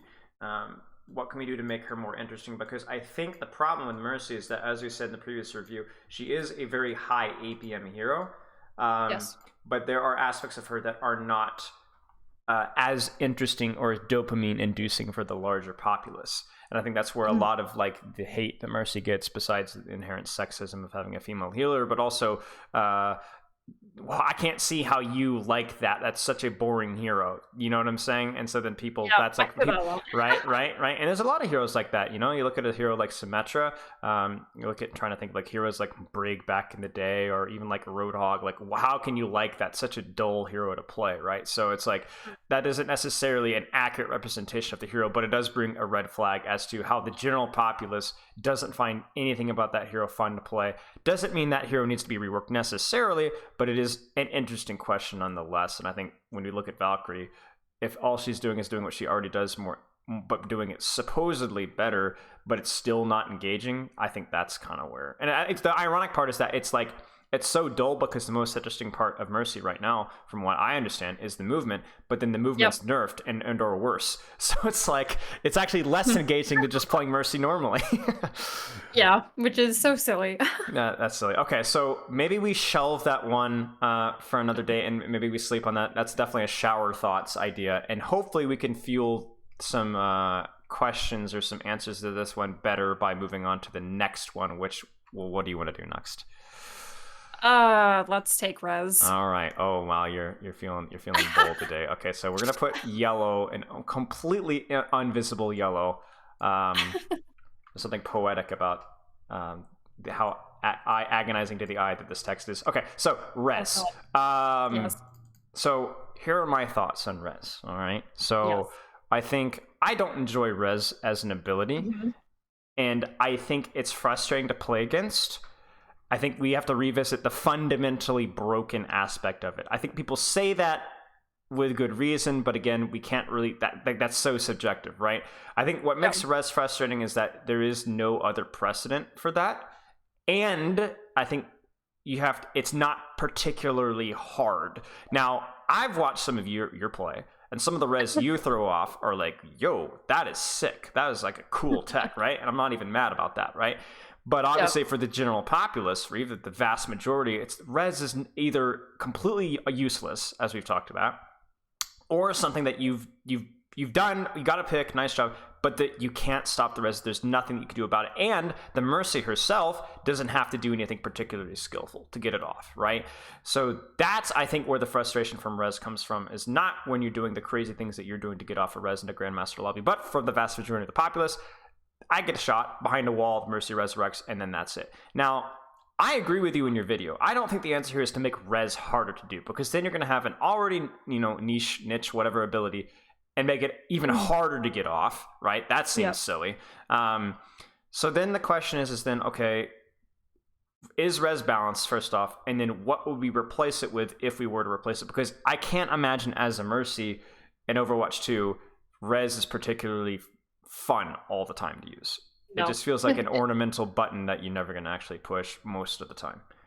Pretty much. So from the Mercy perspective side of it, and this is, I've been talking with a lot of Mercy players since Overwatch 2, people that are new to Mercy or have been playing her for years. And when we're thinking about Res, our kind of viewpoint of it is it's an ability that we don't really use very often. We, like, my personal res stat per 10 in my GM lobbies with a good amount of time played on her, right? Yeah. Is 3.64. So I'm getting off these resurrections less than 4 times per 10. Yikes. And that's because it's hard when they're like, the only reses that you can consistently get off are the ones where people do die behind walls and there's cover right there so you can get it. Or it's the ones where you can, twist yourself around cover. Right. So a lot of Mercy players think it's clunky. It feels too slow in Overwatch 2 because there's the cast time and the game moves faster. Yes. So you're taking time out and you're vulnerable if you aren't behind a wall or, aren't in cover. And it's it just feels gross to use and we don't use it very often. So it's a lot of Mercy players, they like Res as an idea, and a lot of them would be sad to see it go because they're we've had it for so long and we love it. Right. But even though we hate it, we love it. Yeah. It feels like a core But, identity of the hero. yeah, It's exactly. nostalgia. So it's hard to like take something like that away. And so it's just in this weird situation where Mercy players don't like using it and would prefer to have something that they get to use more often, because like think about how many times Kiriko uses Susie, right? Oh, yeah. Like yeah. Or even so Bap many Lamp, times. a comparable cooldown, Exactly. right? It has to be at least twice as much, even though it's a Much relatively more long than cooldown. 3 times per 10 minutes. Yeah, Like yeah. Right. right? So it's weird to see that, Mercy players' perspective on it is like this feels really clunky and weird in Overwatch 2 in this 5v5 situation, whereas other people are like, oh, it's this ability that is such a problem and it's frustrating. Like, I will admit, I, I'm not a DPS player, but I have played DPS and quick play, obviously, for those course. arcade coins. Woo! Weeklies. But yeah, and I get a pick, it gets res, and I'm like, oh, okay, well, there goes that, right? And it does suck. I get that there's like that frustrating feeling of, okay, well, now we have to do it again. But if she's in the back line and she's in cover, like, those are really the reses that she gets off consistently. Correct. Like, those ones aren't very memorable other than, oh, I guess I have to do this again. Right. But, right. I mean, that person would have come back in, like, I don't know, 10, 20, or 10, 12 seconds anyway, or something like that. So it's Right. like, eh. Whereas the ones that people get frustrated about, even, like, I think maybe more than that, are the ones where, you get some kind of res that's in the middle of the enemy team somehow. yeah. But a lot of those ones are used by, or are done by committing Valk to it. Right. Or some form of So- movement or skill involved in executing it properly. Exactly. Right. Yeah, I mean, it's definitely a tough one for me because I think the frustration from the res itself is like something that where it's like a little bit like damage boost, where it's like, okay, yeah, it's frustrating, but if you take this away, what are we left with here at this point in time? Exactly. And I think all roads for me with Mercy, anyway, I'm not sure how you feel, lead back to where does this hero get her utility if it's not from damage boost and res? And if we don't answer that question, I don't even think we can bother wasting time talking about res or damage boost without actually trashing the hero and making it even more like brainless, right? So like the hero requires so much thought from those two things, you cannot remove them. And if that utility is not where we want to go, where do we go? And I think that's I'm not really looking hard enough, and I think that's on me. But I haven't, in my limited viewpoint, seen a lot of suggestions that have really struck me as, oh yeah, that utility sounds like a good idea. Like that definitely sounds like a cool direction for Mercy to go.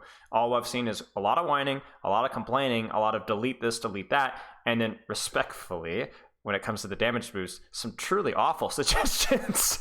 Oh God, yeah. With all due respect to every, like, when I put out videos talking about Mercy's kit or anything like that, like, any kind of discussion that comes up with that, I see some things, and respectfully, they are some really out there things, and admittedly, I don't think I don't think I've heard a single good suggestion that I like. Because most of the time, it's either people being like, oh, just give her like a machine gun or something. And it's like, what are you talking about? Or it's people who are like, put damage boost on a cooldown or a meter based on healing and make res only available in Valk. And it's like, well, what do you want her to do then? Yeah. Like, see, this is where I would love for them to bring back the experimental patches and just like shout out the Mercy community. Y'all take matters in your own hands. Don't trust these DPS and tank players to tell you. You guys come up with some utility ideas, I mean, anybody, Plat, Gold, GM, Mercy Mains, come up with some ideas. Yeah, honestly. And bring back this experimental patch and run a few ideas through the gauntlet. You know what I'm saying? Like, what if we did this? Like, this sounds really stupid, but what if we tried that? Or, well, I don't know if this will be balanced. You know, I've heard the cleanse idea. Well, would that be broken? Would that not be not right? Yeah, I don't know. I don't really know. You know, I certainly want it to replace damage boost, but maybe to replace res. I don't know. That, like, a single target cleanse, maybe that wouldn't be the worst thing in the world. But we need to be trying and testing these things. And again, like, I'm sure the Mercy community is, and I'm just not listening, or it's just, but unfortunately the voices are getting drowned out by the people that are getting frustrated at Sojourn and so on, and we're not really hearing actually good feedback. I think that hurts.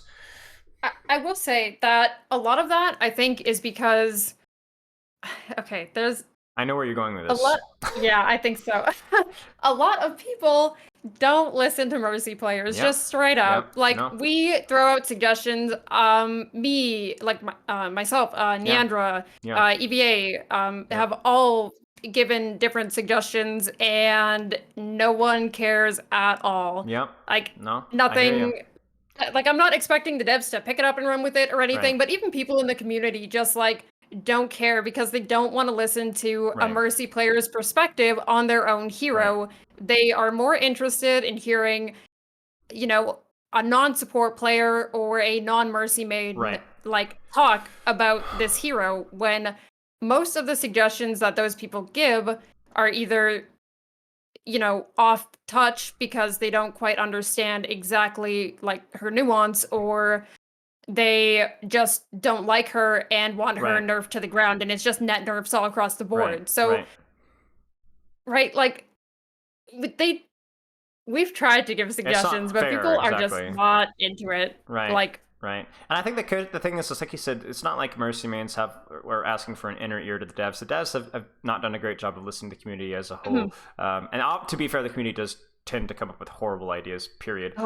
Even within the Overwatch League Discord this past season, where they were giving some more active feedback during the alpha, from certain communities and players within the Overwatch League scene, I won't name any names, feedback was just agonizing to read sometimes. However, I think the community as a whole could do a better job echoing people that have a better idea of giving ideas, and Mercy players are no better or no worse than any other hero main, and yet I think that there is a little bit less respect given it, and I think that's certainly not a good way of looking at things. You know, that's not respectful, really especially when we're trying to take a hero that has a relatively decent amount of complexity, and we're trying to introduce more complexity. I think you and every other Mercy main would be thrilled if the hero had a little bit higher of value, a little bit, you know, higher of a skill floor, a little bit higher of a skill ceiling, feeling like, hey, I can actually one trick this hero or play this hero to a high level in a GM1 lobby, right? And not feel like, oh, I have to play Kiriko, right? Like, I feel like the return on investment isn't as good as it should be when you get really, really good at Mercy, similar to like a hero like Moira. And that's gotta be frustrating, right? Like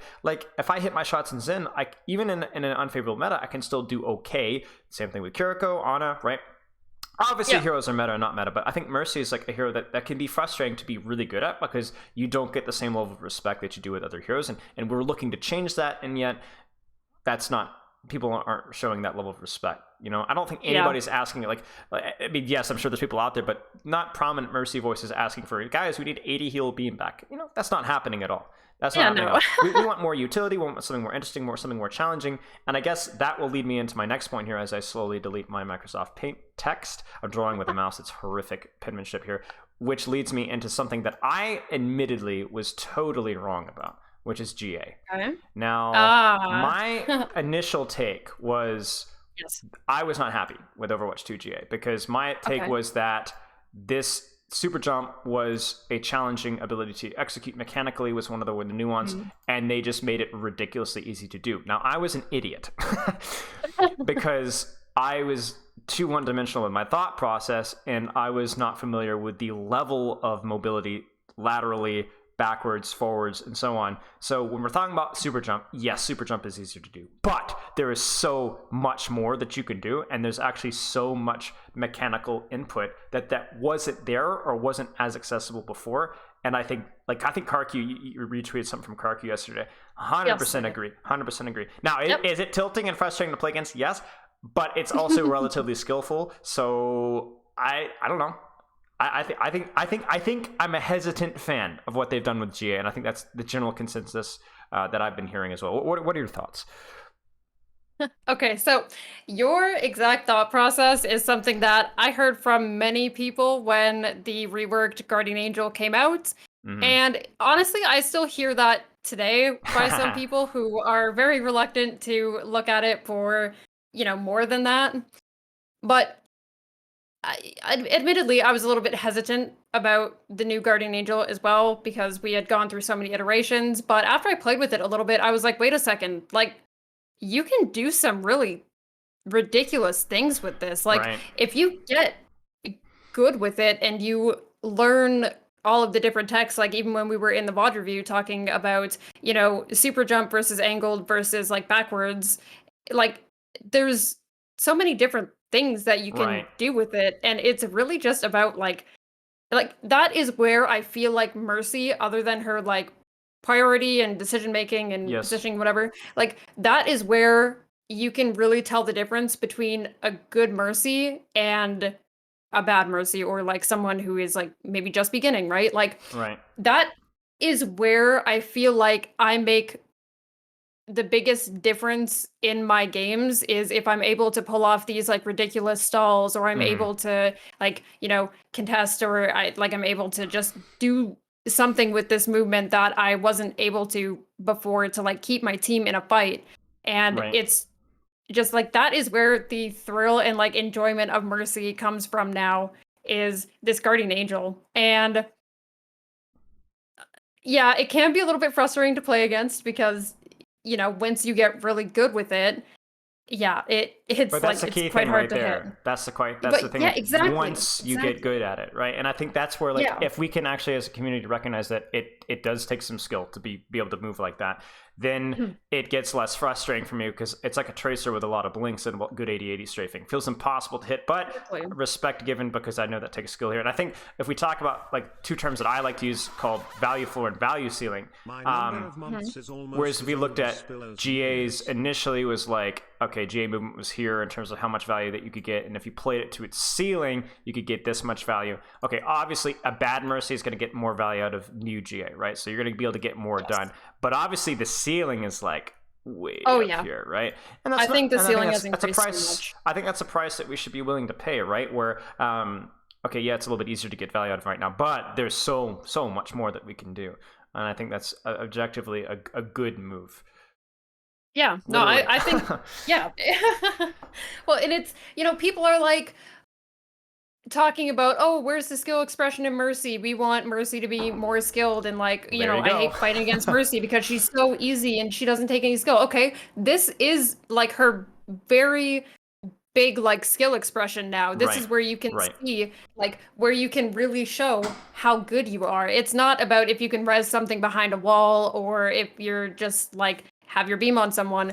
It's when it really comes down to it, are you surviving with her Guardian Angel, and are you pulling off like these really good stalls to be able to keep your team in it? Like that skill expression that people have been begging for Mercy to see is now in her Guardian Angel, and people are still like, oh, well, but they made it easier to do. Okay, they made it easier to perform, but that skill, like that expression that you can have with this movement varies so much. Right. Yeah, I agree.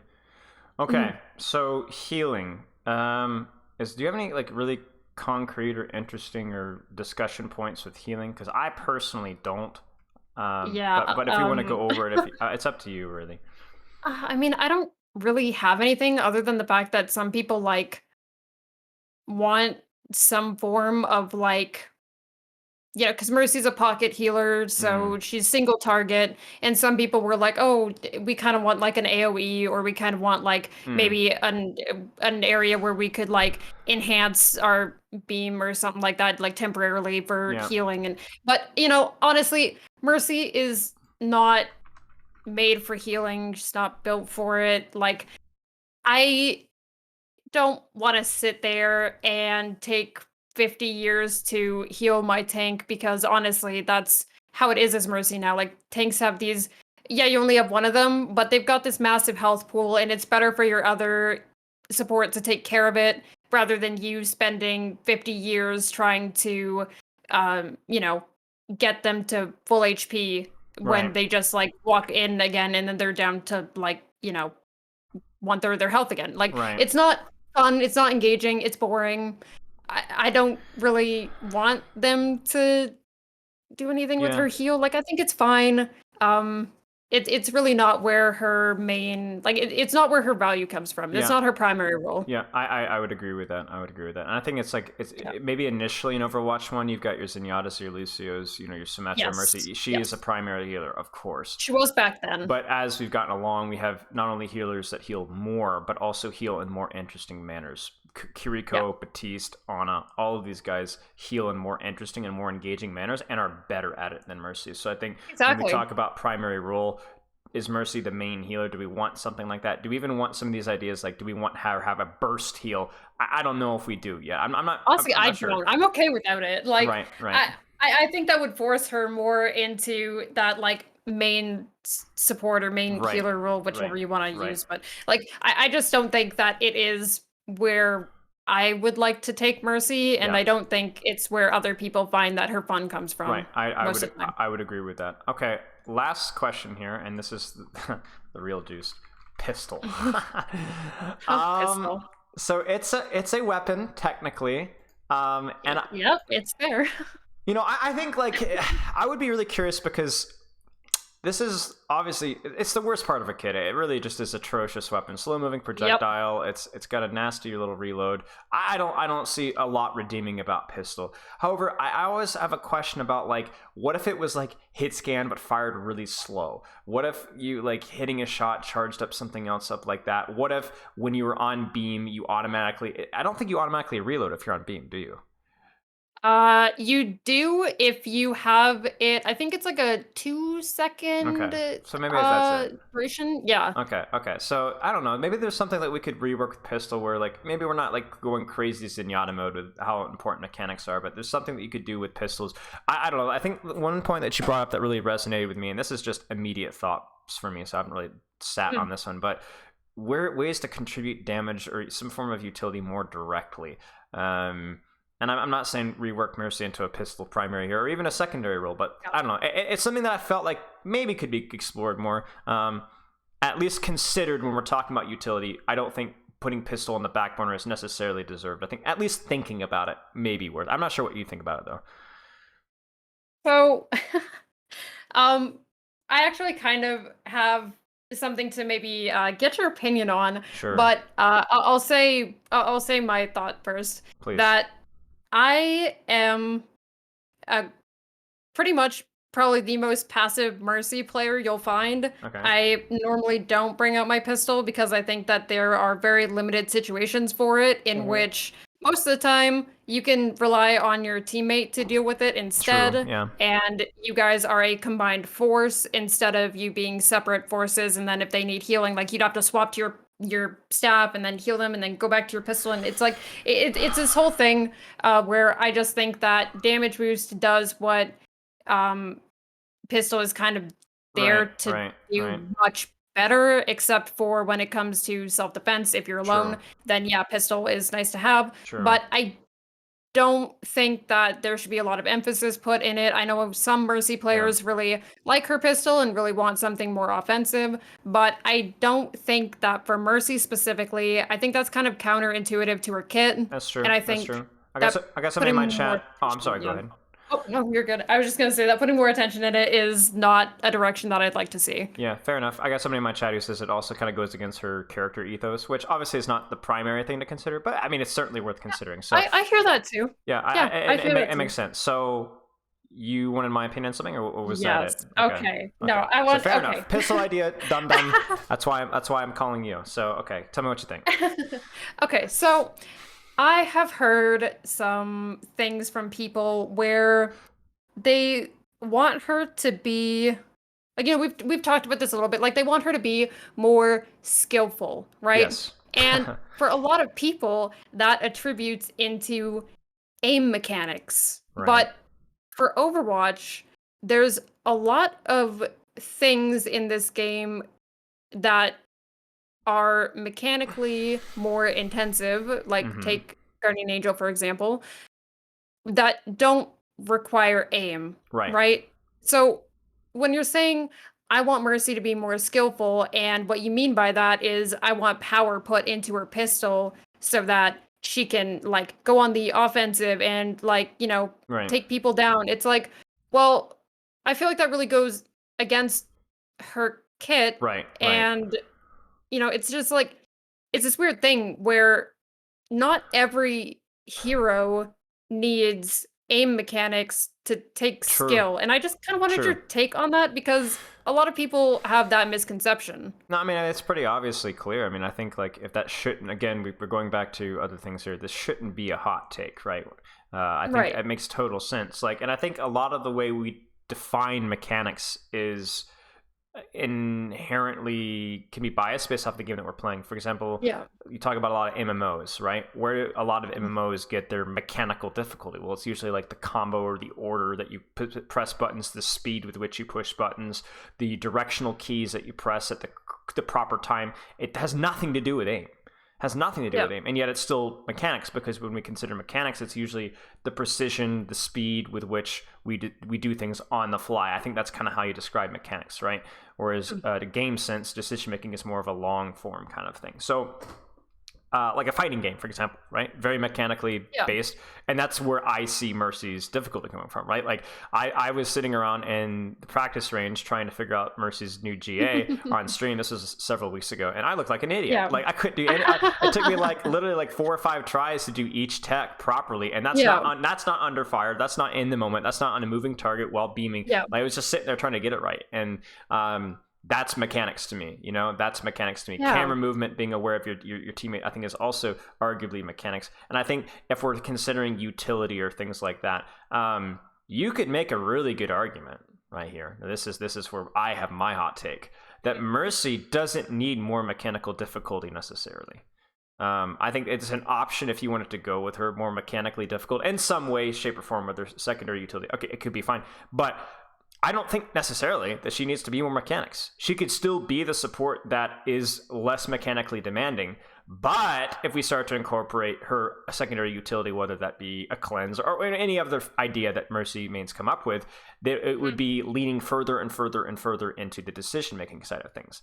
And I think that seems reasonable to me. And like you look at a Winston, how often is mechanics crucial for a Winston? Well, the right click is pretty important, and the primal is pretty important. And probably a little bit more difficult than Mercy mechanics, certainly more difficult than Mercy mechanics. But I think you look at, you could be like, all right, Mercy mechanics, that's going to do with your left click, or excuse me, your GA, which is pretty tricky.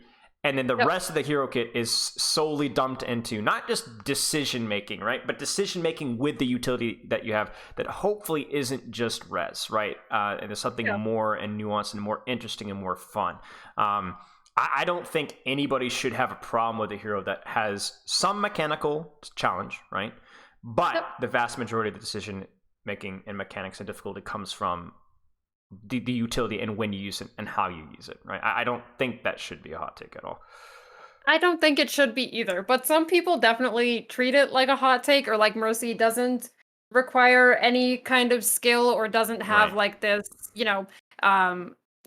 like the stuff that we've been talking about. It's just like people have that misconception that just because you don't have to aim with her, that there's not like, stuff that you have to consider and some form of this skill expression. And I'm not saying that Mercy is, the most complex character or anything like that. Like, no, but there is more to it than just, oh, she doesn't have to aim, so she's easy. Like, no. And a lot of people reduce it to that, which is kind of very silly. It is very silly. I think that's where we have to look at abilities like res, right? Where or even not necessarily damage boost. We've gone over this before, but like if we have an ability where it requires a little bit more decision making in the process, then I think all of a sudden the last excuse with which the quote unquote haters can live on falls, right? Like that's the last, like, really, because the mechanical side of things doesn't make any sense. But you could make an argument that Mercy's utility is easier to get value out of than some heroes, right?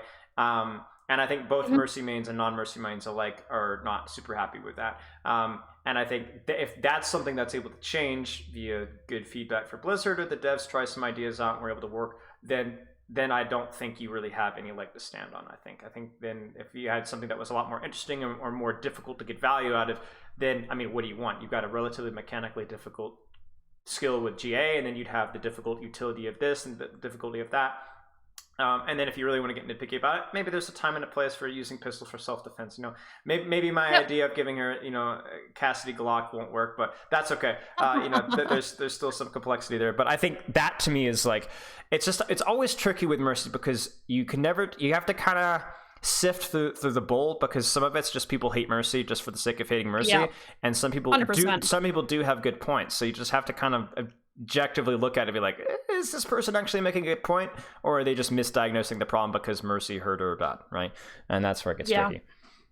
And a lot of people, I feel like those that are the loudest are just like, I hate Mercy, and they just want to see her like net nerfed just all across the board. And so those voices tend to be incredibly loud, and then everything else tends to be very drowned out. And I think Mercy players, as far as I know them because I talk to so many a day, but like most of them don't want that value to be in her pistol. Like they want it, of course. They want that emphasis on decision making and game sense and awareness and based on like what like that kind of stuff. Like that's where Mercy players find that she is the most fun and have the most fun with her. It's not in like pistoling. Right. The true combat medic, quickly on the fly, under pressure, being able to make these crucial decisions. And I think here's something that I think everybody needs to hear, Mercy main or not, is if we really want to rework Mercy from brain dead hero, and I'm exaggerating here. You guys, the brain dead stupid hero, res is unbalanced, damage. Okay, so what's your suggestions that aren't trash? Because this isn't just about this is for Mercy players and that. Well, this is for the game as a whole. Like I would love to go into a ranked game or a quick play game and pick Mercy because I really want. This is gonna be fun, right? Like I enjoy Mercy, all right. I don't hate Mercy, but I don't find her interesting enough mid fight to really kind of spark my interest. And I think that's I don't like that. I would like to find. I would like to play the hero because she's more interesting to me. And also, I think like, okay, if you don't like playing against res, okay, so what's your suggestion? What do you have a ways that what is something that would be valuable for Mercy but less frustrating for you to play against, And I think that's where it's in the benefit of not just the Mercy mains, but it's also the benefit of non-Mercy mains to give you guys more of a voice or support the ideas that I think are good or that you think are good, give you guys more support and more voice so that we can actually like this isn't an isolated incident here. You know what I'm saying? Like you guys are like it's in the best interest of everybody for Mercy to be able to get what she needs to be a more viable support. And I think that's where it's like we have to be objective about this. Mercy being more challenging and more dynamic and more interesting than where she is right now, like the GA change, is in the best interest of everybody. It is not just for the Mercy mains, right? So I don't know. I guess I challenge my viewers and your viewers or whoever's watching or listening at any point in time, get your feedback out there and support good ideas. And honestly, like I would. If you, SKIESTI, if you ever come up with your ideas or you come up with something, in the shower and you're like, oh crap, that's a really good idea. I would love to hear it. And I think, because I'm like, this hero is really hard. Like this is not just give her this. Like, I think maybe it's hard to find a solution. Yeah, I think it's because it's like we said, now that you really think about it, the pistol doesn't really feel like the direction you want to go. Like, so it's like one of those weird heroes where her M1 is actually not something you really want to be relying off of. So then that limits your options a little bit and you have to be more creative. And I think that's where, for me anyway, it gets difficult to think. Yeah, because it's like, again, that comes back around to like, we've heard so many suggestions and seen like, people saying things, but a lot of the times they're just because they don't like Mercy and they just want her to just get trashed. Exactly. I do actually have two. Okay, we were talking about this yesterday in the podcast. Oh yeah, I forgot about that. I haven't watched that yet, but yes. Yeah, there were two suggestions that is brought up there that I wanted to ask you about specifically. Sure. Okay. Okay, so the first one, and this was around a while ago, so maybe you have heard it, but it was the whole, like, temporarily give Guardian Angel to an ally. Did you ever hear about that? That rings a bell somewhere, I think. I just imagine Roadhog. I'm sorry, I just see Roadhog flying through the air. Pretty much. Go ahead. But that's kind of the idea. Yeah. Okay. Okay. You know what? Haters gonna hate. I think it's a goofy idea, but put it in the experimental patch. I want to see it. I want to try it. Don't knock it till you try it. I'm down. Try it.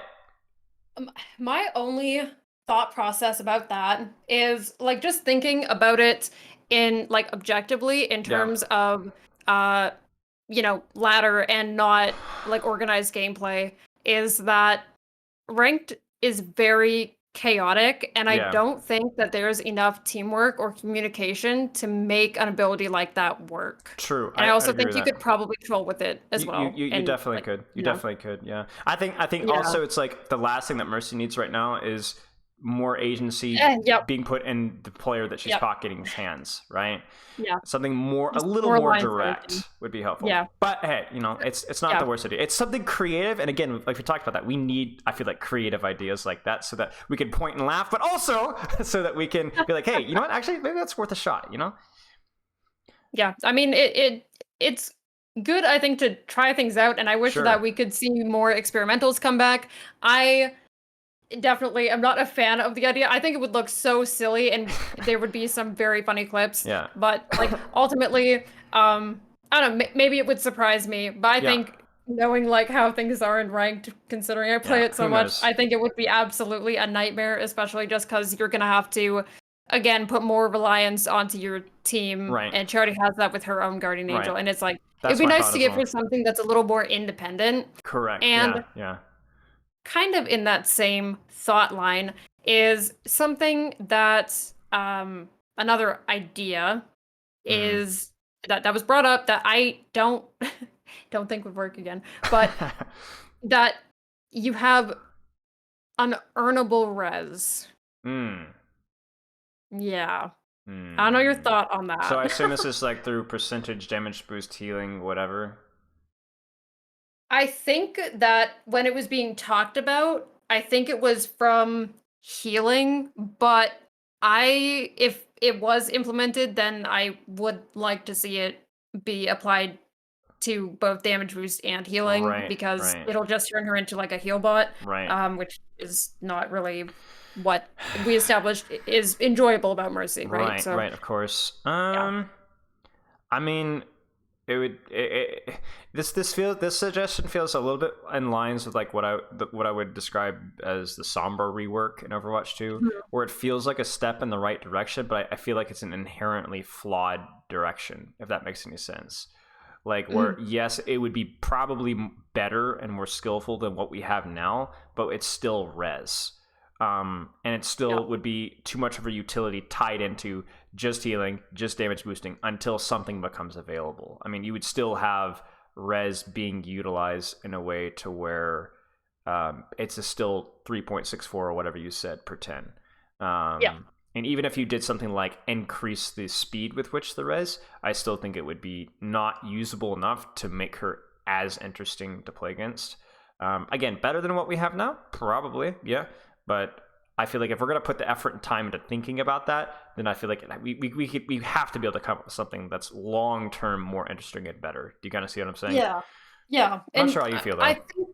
I think you could also run into the problem where you end up having Mercy players that, are actually so good that they're getting res even less than in 30 seconds, which is the cooldown right now. Like, you could run into that problem where they're resing even more often because they're just good at their hero, right? And so, like, I also don't think that would end up working just because it could become a problem that way. And then also, people talk about how res is kind of like at least sort of a counter to one-shots, and then, if you're defending and someone gets picked off, like, you probably just lose that point, and you don't have, like, any kind of counter against that, I guess. So, because you won't have it at the beginning of the fight, which could also be a problem if you do want to keep Mercy's res in. And, I mean, personally, I don't really care if res stays or goes, but I want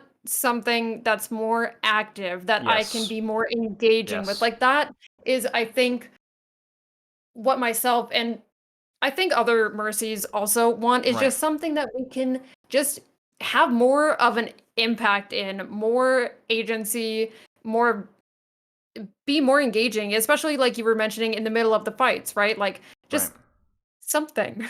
Right. I mean, I think that has to be, to me, maybe that is the most important takeaway from this, is that we don't necessarily know what that is just yet, but more so than whether damage boost is balanced, whether Valk is fun, whether the pistol is fine, or GA. I think like that right there is, it's not just res to me, it's what should be in place of res. And I think maybe that's the most important thing or question to answer with Mercy, is where's the fun of this hero going to go? Yeah. Yeah. Here's my last offer for you. Yes. Mercy staff. You melee with Mercy staff, does 300 damage in a 5-second stun. Just a lightning bolt comes down from the sky, and then if they're one shot, then they're actually DDoSed and they're docked. All their personal information, social security number just gets released. So, you know, if you get close to Mercy, you're actually doomed IRL and endgame. You know what? Throw it in the experimental. Yeah, exactly. You can't knock it till you try it, right? Right? Surely. Exactly. Well, SKIESTI, throw it in there. I really appreciate your time. This was, I would say, entertaining, but I think that does it justice. So I really appreciate your time. This was super, super entertaining and educational and informative and fun, and it's definitely got me thinking a lot more. And I think, like I said earlier, I really hope it gets a lot more people thinking as well, because this hero deserves some respect and deserves some thought as well.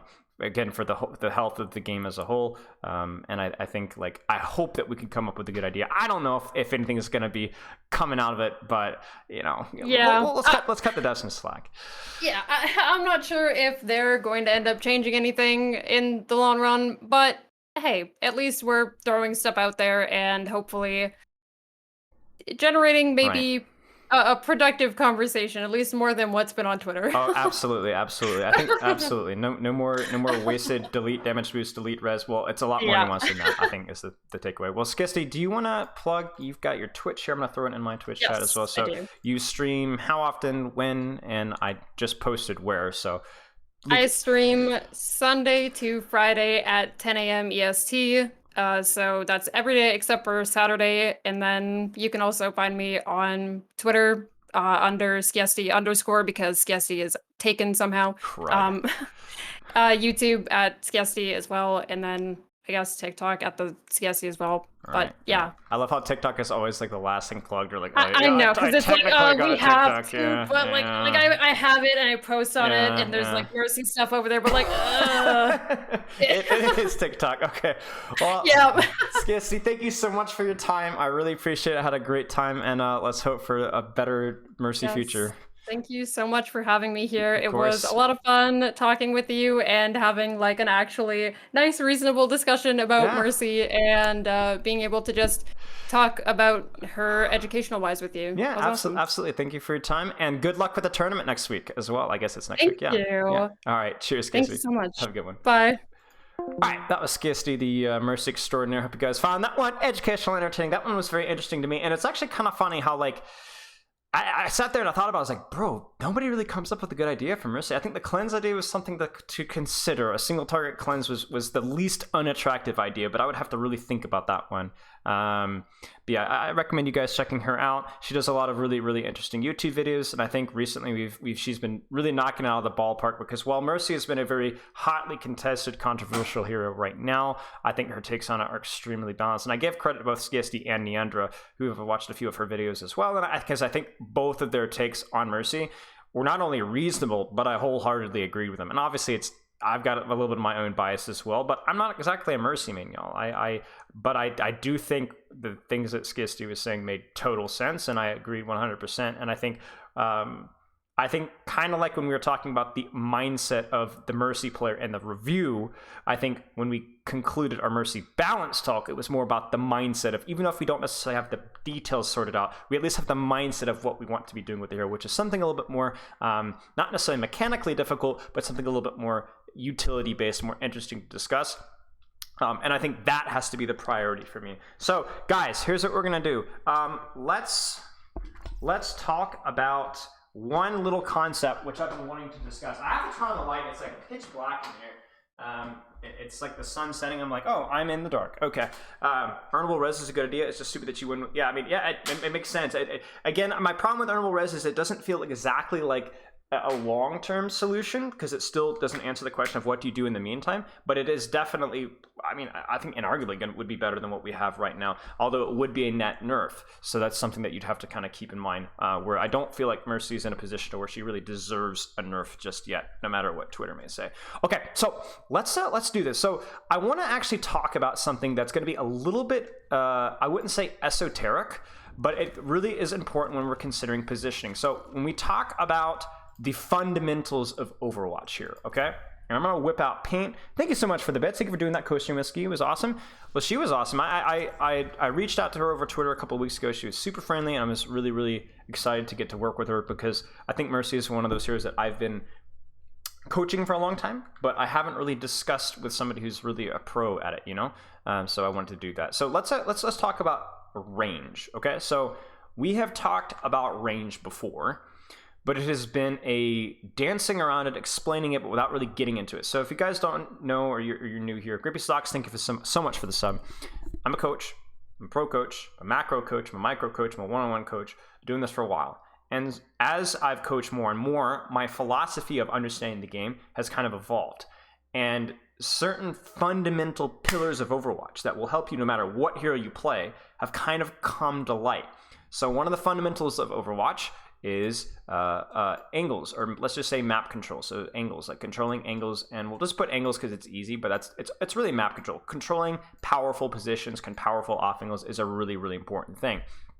Another one, maybe even more important than angles, is timing. So it's very important that you control the map. However, when you're playing the game of Overwatch, you have to be on your team's timing, doing something at the same time as your team. It's not just about being together with your team, because you might be taking an angle, but you need to be synchronizing your pressure either on the enemy team or assisting somebody else in your team while they're going in, okay? So timing is crucial, angles is crucial. These are just the fundamentals of Overwatch. And then I had the third one, which is really the final one, and maybe the most important one of all, and it's one that is ironically the least likely to see in most Overwatch play, because most Overwatch play isn't very coordinated, but if you're able to coordinate it, it's great, and more often than not, it is the most important thing in pro Overwatch, even semi-pro Overwatch, or even if you're just in a plat team, scrimming, right? I don't know who subbed to me. My activity feed is not updating. But whoever did sub to me, thank you so much. I don't know if I'm just getting the notification now or what. Anyway, long story short, having a plan, knowing what we're doing here. What ultimate are we using? What rotation are we doing? Everybody's on the same page, not just with the timing, but also what we're doing with that timing is super, super crucial. Exclamation mark coaching will get you to answer that question for you. So the fourth one, and I'm going to be honest with you guys, this one was not up at the forefront for me for a long time. I want to say up until a few months ago. And this is how it happens. As you study and learn more about the game, you kind of formulate a different idea. And this one is range, okay? And we're going to be talking about really two things today. But range is a really, really big one. Now, range is one of those things where it just makes totally obvious sense when you play the hero. But if you're not actively thinking about it, it's actually very easy to mess up. Now, for example, if I tell you guys about timing, what is timing? Guys, timing is just doing something at the same time as your team. Everybody understands that concept, and everybody understands why it's important. It makes sense. If I'm a Winston jumping in, but my backline's not in a position to heal me or follow up, or my damage is not in a position to follow up, then my dive, even if it's perfectly executed, is bad. It's a 1v5, right? Or even a 2v5 or a 3v5. It's still not properly timed. Now, range is another one of those where it seems so obviously, guys, but it's actually just as often as timing is messed up, range is messed up. Now, what is range in the context of Overwatch? In other words, what do I mean by that? So let me actually pull in the game here. Well, actually, I'm going to reload Overwatch. So range is essentially when you look at your hero that you're playing, why are you playing the hero that you're playing? So one of the first questions I ask when I'm coaching somebody is what makes this hero strong? What is unique about this hero? And if I'm asking that question to a Winston player, you dive, right? Okay, so Widowmaker player, well, you're gonna snipe, you're gonna shoot the enemy team, right? You think about a Junkrat, you think about a Reaper, you think about a Mercy, right? A lot of different heroes have a lot of different roles and a lot of different identities, but the common theme that applies to really almost every hero, I mean really almost every hero, is the range at which they excel at. So if I go through, open up the practice range right now, and I ask you guys, what's the range for these heroes? What range does D.Va play at? Where is her effective range? Where does she actually do the most damage? And it usually comes back to damage, but it can also be like how well do they heal? It's close range, right? Doomfist, close range. Junker Queen, mid, but mostly close range. Orisa, mid, close range. Ramatra, mid, long, and close range, but usually does better in close range. Reinhardt, very close range, right?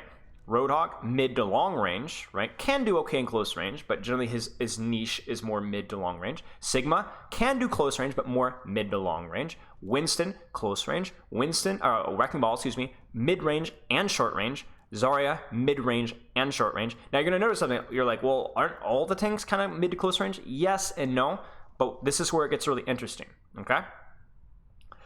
How does a Junker Queen play into a Reinhardt? Because we talk about Junker Queen as being a short range hero, right? But range is relative, guys. Listen to me. Range is relative. How does a Junker Queen play into a Reinhardt? Well, think about it.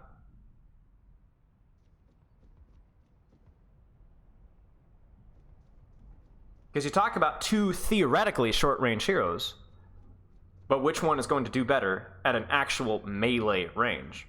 Well, obviously Reinhardt, right? So then if we put on the range spectrum and you're playing Junker Queen into a Reinhardt, you play further than you normally would. Now let me extrapolate that one to Junker Queen versus Sigma. How does a Junker Queen generally want to play versus a Sigma? Close, right? Now Sigma can brawl with you, he can hit his rock and mess up your day, but you will do better versus a Sigma if you're able to get close and land your axe, land your carnage, right? So you see this is where the nuance comes into play. Now this is where it gets really complicated. How does an Orisa play versus a Junker Queen? Which one plays at range? Ah, boy. SKIESTI, thank you for the raid! You know what this is? So, This is a trash can. we're talking about one of the fundamentals of Overwatch, actually. So this is going to be very interesting for you. So those of you who are interested in understanding range and how to play Overwatch, stay tuned. Thank you so much for the raid. So, if we're playing Junker Queen into Orisa, right? Does a Junker Queen want to get up close to an Orisa? Well, actually, yes, but it depends when. So if I'm playing Orisa, and a Junker Queen gets up and close to me, but I still have my Fortify, she's screwed. Right? Now, what if the Orisa doesn't have Fortify? Does the Junker Queen want to get up in her face and axe her and knife her and shoot her in the head? Yes, but it depends on her cooldown. Let's keep extrapolating here. You're playing Ramatra. Ramatra has his muscles. And I'm playing, let's say, I don't know. Let's keep going with the Orisa analogy here. And I'm playing Orisa.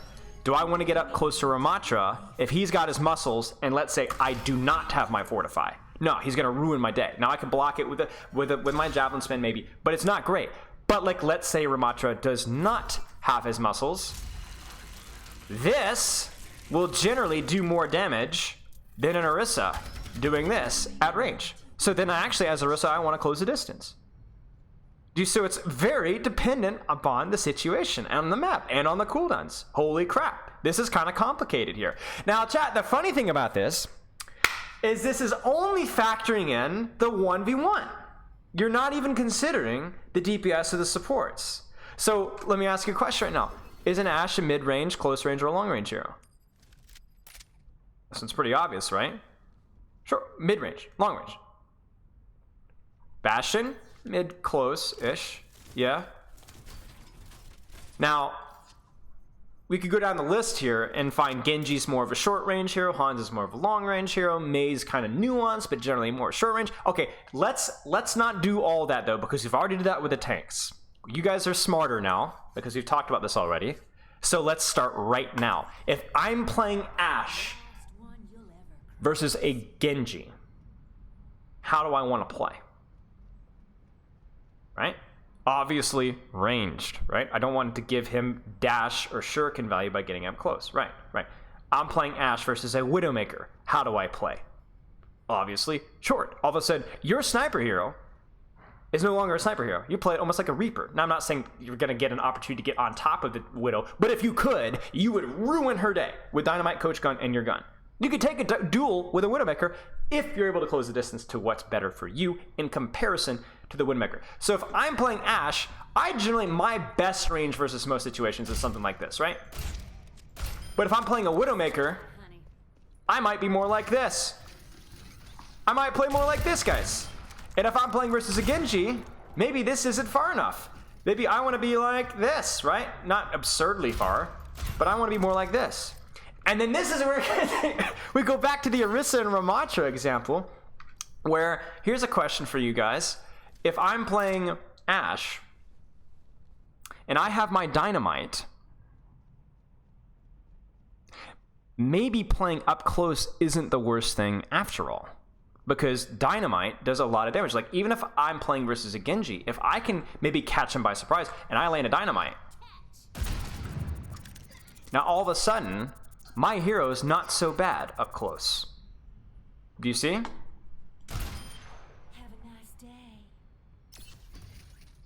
Now that you think about it, poke, dive, and brawl is literally defined by range. In fact, it's not defined just by range, but it's defined by the next thing, which we go to the pillars of Overwatch and watch what I'm going to do with my horrific Microsoft Paint. I'm going to draw a little line here, and we're going to add one more word. We can't fit it, guys. And that's mobility. Because chat, the way Overwatch is balanced is based off of two things. Generally, it is mobility and range. Heroes with a lot of mobility generally don't have a lot of range, and heroes with a lot of range generally don't have a lot of ability and somewhere along the line. Now, how much damage does Dynamite do? Great question. So there's the initial blast.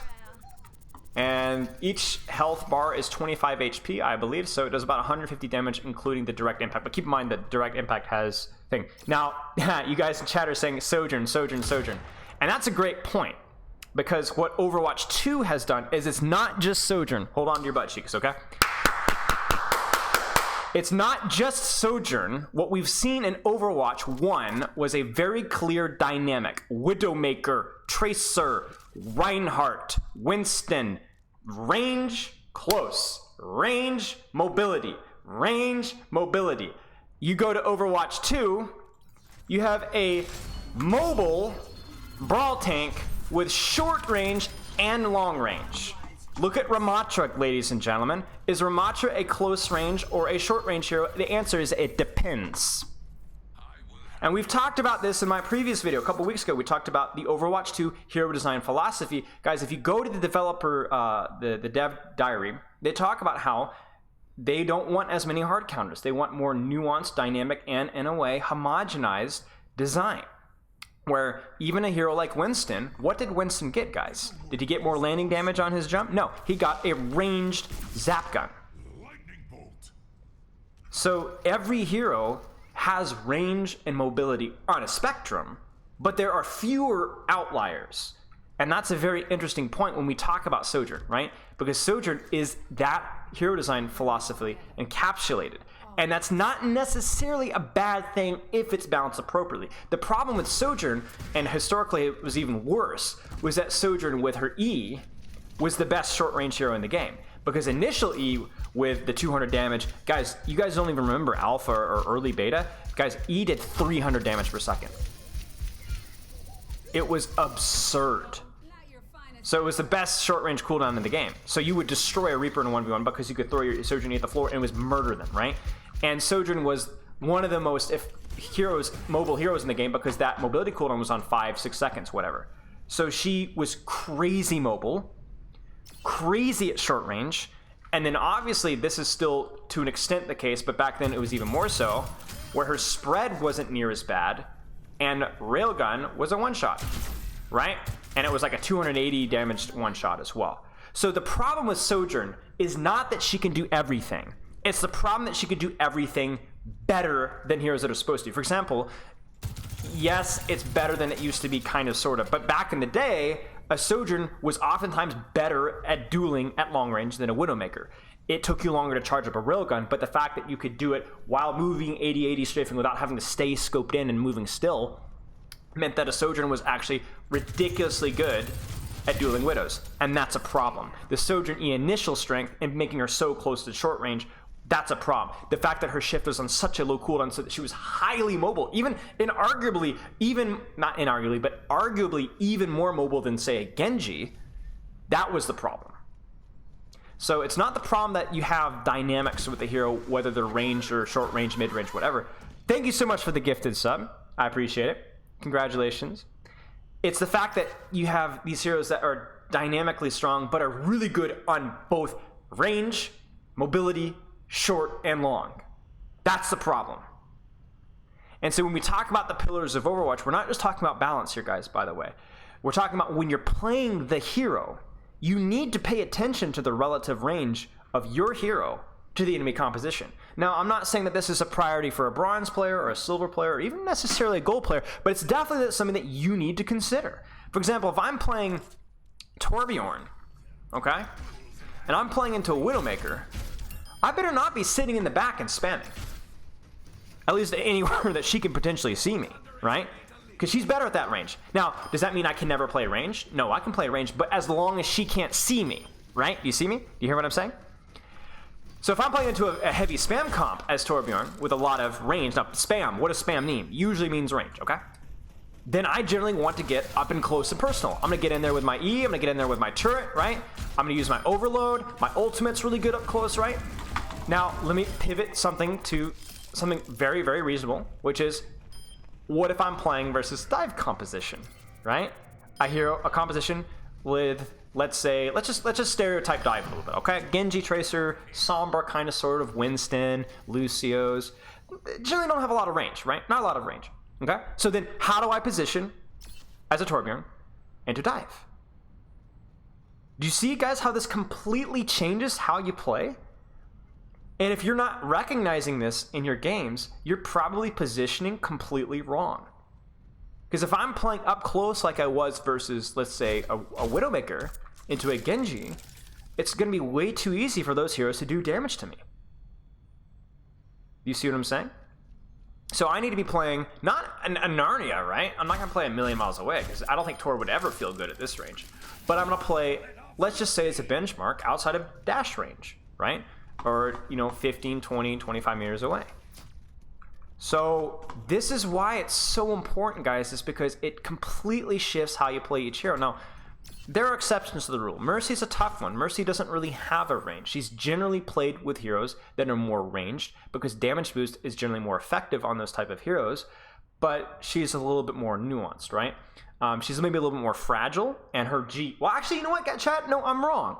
Mercy absolutely has a range. Chat, let me ask you a question. Where is Mercy's range? Because pistol is irrelevant, right? We just spent a long time talking about that, right? But where is Mercy's range come from? I'm an idiot. I just now thought of this. What ability benefits from range? Beam length, that's one thing, sure. So you can utilize your maximum beam range. But it goes beyond that. Chat, let me ask you a question. Is this an effective Guardian Angel? Right, you guys are getting it. Yep, you guys are getting it. Is this an effective Guardian Angel? Does that help me survive? No. Almost not at all. But if I'm being targeted here, and IGA here, is this helping me survive? Absolutely. So all of a sudden, even brain dead Spylo can come up with a range for Mercy, and then that affects when and where I play her. We talk about Mercy with Reinhardt compositions. Well, that's generally why Mercy doesn't do as well with Reinhardt. Now, if you're in gold, plat, don't let people tell you that Mercy doesn't work and lower. But when you get to the higher top elos, that's why she doesn't feel as good, because Reinhardt compositions with short range heroes generally don't take off angles as much, right?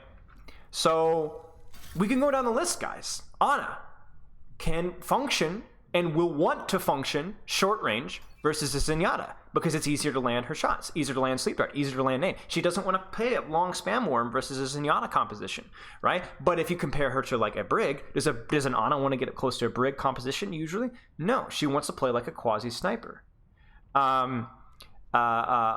Kiriko, very dynamic, can be short range, can be long range. That's, again, Overwatch 2 hero design philosophy. Now, the problem with Kiriko right now, what's the problem with Kiriko? Okay, if we ignore things like, okay, is Suzu strong, is whatever strong? Well, the problem with Kiriko is you look at the traditionally short-range healers in the game, like Moira or Baptiste or even Ana and Lucio to an extent, and unfortunately, Kiriko does too much healing, too much short-range value with her Suzu to balance out for the fact that she also has good effective range with both her M1 and her teleport. And then you're not even factoring in her ultimate. So Kiriko's, like Sojourn, is broken not because she has long range and short range dynamics and mobile dynamics, right?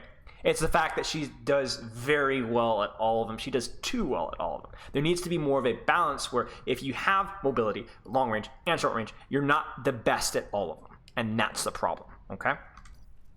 So let's keep going, guys. Tracer, very mobile hero. How is that balanced?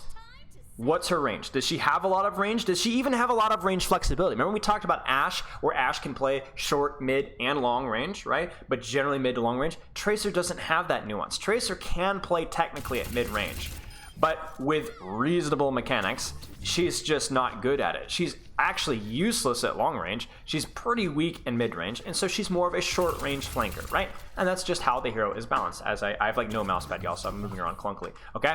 Same thing goes with Genji. We can describe Genji as a hero that has more range than Tracer, correct? He is able to do more damage at range than Tracer, right? However, if you compare that to his mobility, yes, he has things like wall climb and double jump, but generally Genji's mobility, he's not as mobile as Tracer, right? When you're playing Genji, you're not always necessarily on the back line versus some comps especially. You're playing mobile, playing off angles, playing high ground, but you can't go as mobile as Tracer. So Tracer, mobility-wise, is here, but Genji has the edge on range. So then you can see that in how the hero is designed and how the hero is balanced, right? Okay, let's look at a hero like Soldier. Now, this is incredibly important to understand for heroes that are midway on the spectrum, okay? So for Soldier, guys, this is a great question. Where does Soldier fall on the line? Where does Soldier fall on the range perspective? Where does Soldier fall on the mobility spectrum and range spectrum? Because let's actually start talking about both, because really they're married together. You can't really separate the two. Where does Soldier fall? Mobility and range. Mid at everything, yeah? Yeah, exactly. So let me ask you a question. If I'm playing Soldier and I'm playing into a Tracer composition, what are the two things? What is the thing that I'm good at versus a Tracer composition that I need to be leveraging with my range? And then how do I utilize my mobility into a Tracer composition? This is a tough question. The range is pretty obvious, but the mobility one is tough. What advantage do you have over a Tracer? How do you play versus a Tracer composition? I know we're looking at things in isolation. We're not considering what other heroes are playing besides Tracer. But let's start with that. Yeah, Helix Burst. Yeah, generally further away. Yeah, if I can keep a little bit of distance between myself and Tracer, even if that Tracer can blink on top of me, I'm forcing her to use blinks to get to me rather than having all of her blinks to juke with me. High ground, yeah. More, ironically, you win at point blank range, right? So you have different ways of dealing. Remember the Dynamite example with Ashe? Usually you want to play range versus Tracer, but you do have tools to deal with close range as long as you have your Helix. So generally play more range, but there are exceptions to the rule. Now, mobility is interesting. If you're playing Soldier into Tracer, listen carefully, should you be really abusing your mobility and going hard flank all the time into a Tracer comp? Usually. I'm talking broad terms here, but just think about it. Should you be taking hard flanks 24/7 as Soldier into Tracer? Why not? Why not? You should still be taking some off angles, but why should you not be hard flanking? Who is the advantage there, right?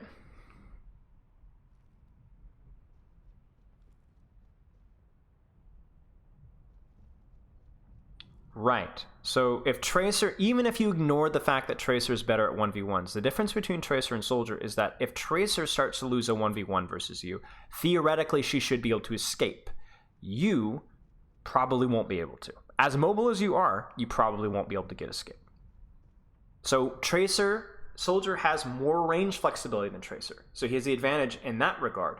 But Tracer has more range, or more mobility. So that you have to consider that with how you position a Soldier. Now, this is crucial. Chat, you're playing Soldier into a Widowmaker. How do you position with your range and your mobility? Let's not even break them down anymore. Let's combine both into. You guys answer. Range and mobility. How do you play versus a Widowmaker? Flank. Yep. What about your range? So you don't want to meet her on her sightline. You want to abuse the fact that you have mobility because angles and flanks cause chaos. There's a higher chance of avoiding the tank and going for the squishy backline, right? Everybody would love to take flanks and angles, but they don't always have the mobility or self-sustain to do so. Soldier does. And especially if they're versus a Widowmaker, you could abuse the crap out of that. Medium to close? Yes. Yes. Yeah, you guys are nailing it, right? Okay, now this is where it gets so tricky, right? How do you play Soldier versus a Cassidy composition, or let's say maybe an Ashe, because the range there is, I would say maybe versus a Cassidy you're a little bit better longer range, so you play longer range. So let's say Soldier versus Ashe, okay? Soldier versus Ashe. Mobility, range, Soldier versus Ashe, how do you do it? Use your mobility. Ooh. I'm going to get to that one, the Corpu, because that's a great question. So if I'm playing versus an Ashe, our ranges are similar. I would do a little bit better than her in close range, but she also has dynamite, so but I need to try and catch off guard. So I want to utilize flanks if I could. I have mobility. She has much weaker mobility. So I want to try and leverage that and surprise her. Right? So that's where the ranges are very close, right? I think Ashe has slightly longer range, but she's not bad in close range. So the difference isn't enough to really drive a big deal, but you have a big advantage in mobility, so you need to be leveraging it. You need to be leveraging that versus her most of the time. Now, again, I'm talking about this in a vacuum, but these are concepts that you guys can think about in your own ranked games and adjust your positioning accordingly. Now, the Corpu has a phenomenal question, which is really where we'll start to tie things up, at least a little bit, which is, what about when they have Widowmaker and Tracer? All right. Now, you guys have thought about this long enough, and you guys are smart enough. You tell me. What about when they have Widowmaker and Tracer? How do you, as a Soldier, position then? Think about it. What's the solution? Because there is a solution. There is a solution. And let me give you a tip. Remember when we were talking about Orisa versus Ramatra, how it depends on whether they have the cooldown or not, on whether Orisa wants to fight close to Ramatra or not, and vice versa. Does a Ramatra want to take a brawl with Orisa? Does she have Fortify? Right? That's the question. So when we're considering dynamics and nuances, when they've got both range and mobility, how do you play around that? Got to get good? That's one way to look at it. Swap to Sojourn. Brilliant. 80-80 strafe like mad because Soldier hitbox is knowing to hit Ashe. Wait for Tracer to engage, then flank Widow. Ooh. So what you're saying is avoid the Tracer's flank entirely. So you're going to go flank on the Widowmaker, but you're going to do it in a location where Tracer is not. Brilliant idea. So you're going to be like, I know I can't beat Tracer on the flank. So I'm going to take a flank on the Widow because I need to, but not the Tracer's flank. Great idea. Phenomenal. Take cover from the Widow and deal with the Tracer. That's the opposite. You guys are literally on the same, different sides of the same coin, where one of you is avoiding the Tracer, dealing with the Widow on the flank, and the other one is avoiding the Widow sightline and dealing with the Tracer at range. Do you see this? There it is, right there. That's it. You nailed it right there. And it's that simple. So you either avoid the Tracer's flank and take the Widow duel on the flank where you have the advantage, because you have the advantage on the flank versus the Widow, or you avoid the Widow sightline and take the Tracer's fight at range where you have the advantage. You guys got it. Now, here's the thing. This sounds, like I said, a little esoteric and a little bit complicated, but a lot of it is just kind of common sense, especially once you practice it in game. Because none of this is revolutionary ideas that haven't already been explored, but it's unbelievably underutilized. And I think something as simple as just thinking about the composition or the hero that you're playing into and adjusting your positioning to play to your strengths and not theirs is something that is not considered enough. And you guys just solved a really complicated conundrum, right? Because especially in Overwatch 2, when we consider heroes like Orisa and Ashe and Bastion and Kiriko, the signature, I guess, of mobility and range isn't so clear. So you have to be smart at it. You have to be real smart. I remember when I was playing Orisa and ranked in season 1, I was, diving backlines versus the Sigmas and such, and peeling off Winstons. But then they would play Zarya, and I would be like deer in headlights. I wouldn't know what to do because we'd both play in like the same range, but she'd just murder me. And then I finally realized that I can beat the ever-living crap out of Zarya if she doesn't have bubbles. And then it goes back to if I can find a way to force her bubble, I can win. If I can't win, and then I need to avoid the Zarya and take the 1v1 elsewhere. So guys, mobility and range is everything in Overwatch. And if you go down the list, you will find that heroes with a lot of mobility generally don't have a lot of flexibility with their range, right? A hero like Reaper has reasonable mobility, but he's very myopic, I'm not sure if that's the proper term, but he's very one-dimensional in terms of how his range is. There's not a lot of flexibility. You look at a hero like Sombra. She's a little bit of an exception to the rule, but she's terrible at long range, right? And she's not as good at mid-range either. So she's definitely a little bit more one-dimensional, even though she has crazy mobility. Now, this doesn't explain everything, right? There are heroes that are strong, there are heroes that are weak, and there are heroes that aren't balanced perfectly well. But the reason why this is important is when you are a Zenyatta player and you are playing into a Widowmaker, you should never ever peek that Widowmaker, right? Usually, right? Unless you're close to her. But if you're playing Zenyatta into most every other hero, generally range is your friend, and going on hard off angles 24/7 is not, right? At least in close range, right? And if you were to go on a flank, you would try and do so where there was a little bit of distance between you and the enemy team, right? The kick is more of a failsafe. It's not something that you want to be looking to try and utilize. Look at a hero like Hanzo, right? Or let's find something better than that. Let's say we're playing Baptiste, right? Baptiste is on the longer range for support, right? He wants to pressure the Junker Queen at range, Orisa at range. He wants to utilize his gun. He never really wants to get close to a tank, or nobody really wants to get close to a tank, but he wants to keep his distance from most heroes. But all of a sudden you're playing Baptiste into a Widowmaker or a Hanzo or an Ashe or even a Sojourn with a Railgun. Ooh, boy. I don't really want to be peeking those heroes, right? At range, right? That's the tricky thing. Any advice on making people use specific abilities? Widowhook or Kiriko TP? I'm not sure I fully understand the question. Can you rephrase it?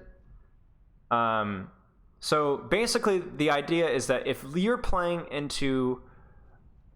Okay, let's finish it off with this one. So we're going to conclude our little segment with this, because this is where we're going to actually wrap it all up here. Okay? So I'm going to give you guys a theoretical composition, and you guys are going to tell me how to play into it. So I am queued in, and I'm, say, I don't know, let's say I'm a Cassidy, okay? So Cassidy, I know it's not super meta right now, but just roll with it, all right? Get it? Okay. Cassidy, and the enemy composition is Orisa. I don't really know why I put the dash there, but whatever. Tracer. Let's say Ashe. Zen. Bap. How do you play Cassidy? Not how do you play, but how do you position as Cassidy into this composition? Now, there's some things that are unequivocally the case. Cover always needs to be cover corners. That's all, regardless of whether you're playing range, short range, long range. But Cassidy, mobility-wise, flank-wise, and range, how do you play Cassidy into that?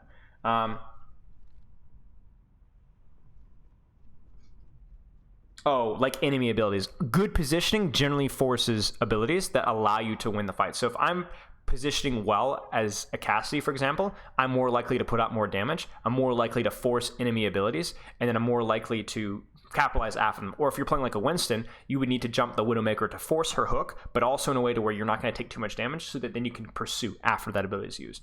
Kind of a tricky question. Okay, so let's think about this. Okay. Yeah, it's. I understand that this is a pretty nuanced and difficult concept to kind of master.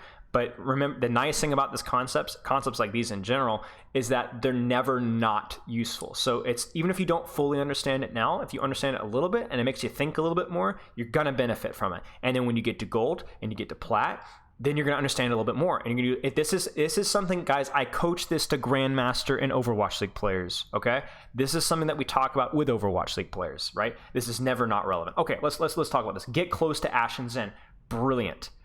Close off angles, flank up close against Ashen. Yes, absolutely. As a Cassidy, I don't really want to be poking out at range versus these heroes, right? I don't want that these heroes really burn me up, especially that Ashen Zenyatta, right? So then what's the problem? Okay, where's the nuance here? Because we said I want to get up close to these heroes, right? And even, I guess, the Batiste as well. All right, so we'll put the Batiste in there. But what's the problem here? Because you guys are saying get close, flank, close off angles. What's the one nuance here that we have to consider as a Cassidy? The tracer peel is problematic, right? So if I go on an off angle or a flank and I run into a tracer as a Cassidy, that's rough. So does that mean I never ever take off angles as Cassidy versus a tracer? Well, no. But do you guys remember the soldier answer? Can you find an off angle or a flank where tracer is not? Can I avoid the tracer entirely, so where I don't have to end up dueling her? Or can I get support, right? Exactly, to where I'm more comfortable dealing with the tracer. Do you see what I'm saying?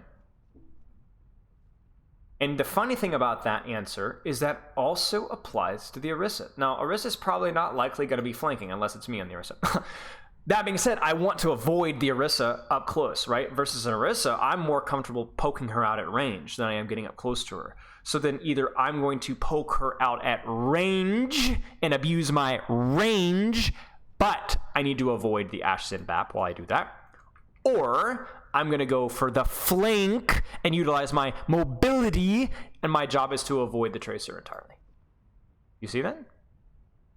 So either way, I want to avoid these guys up close and on the flank, and I want to avoid these guys at range. Range, avoid, and then we'll just say up close, avoid.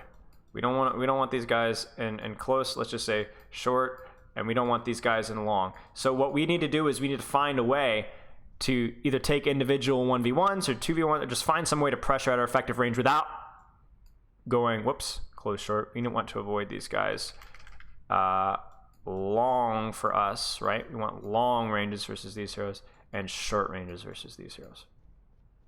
Now, can't Orisa easily punish you when getting close? Right, so that's the thing. You cannot take Orisa up close. You cannot take a tracer up close usually. It's way too scary. Their Orisa is definitely nuanced. She does have a little bit of poke, but she will beat the crap out of you if she's got any cooldown, right? Now here's the thing, Stalfos, when you're saying it's hard for me because I'm used to hyper-focusing tracer. Right, that's totally fine. That's totally fine. But generally, when you're focusing the tracer, you're trying to do so in a way that you can poke her out a little bit. Now, can you get up close and personal with a tracer? Absolutely. Absolutely. Cassidy's not only a long-range hero, guys. He's a very short-range hero as well, if he'd like, especially if you can land your sticky. Force a recall, force a couple of wings, totally worth it. But you need to be really careful about it, right? You need to be really careful about it, all right? So here's the thing. And then I'm going to use that to tie into our next point. Cassidy clearly needs to get up close to the Ashes in. I think that's almost inarguable. Versus Tracer, it's kind of nuanced, right? And versus even the Orisa, right? Do you want to poke out an Orisa at range, or do you want to avoid her entirely? It's kind of nuanced. So this is where we tie into the last point, because we've talked about a lot of complicated things that make things very difficult, okay? So then here's my question for you guys. You're a silver, gold, plat, diamond, even masters, whatever player hearing this for the first time or considering this for the first time.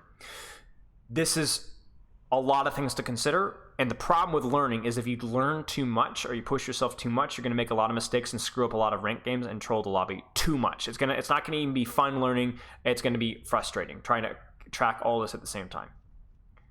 So then here's my question, chat. what is the simplest or easiest way to incorporate this and practice in your gameplay that's not going to completely overwhelm you and make you absolutely miserable? If I'm playing Ana or Zenyatta or Cassidy or Soldier or Tracer and I'm watching this right now, how do I implement this or start practicing this or start thinking about this without completely losing my mind and getting frustrated? And this might be the toughest question of all, but it's really important that we understand this. Just think about the range with the tab open, yes, but sometimes that can be really tricky, right? I mean, consider how long did it take us to figure out the Orisa, Tracer, BAP, Zen, Ashe. That took a little bit of time, didn't it? Right? We had the luxury of sitting and just thinking about it for about 30, 45, 60 seconds, and then right? We don't have that luxury. So, I like what PDZ says, okay? So what PDZ is saying is we need to find the most relevant threats or just the most relevant enemies with the craziest range or mobility signatures, for lack of a better term. Okay, so if I'm playing a ranked game and they're on Widow, I need to know that. Why?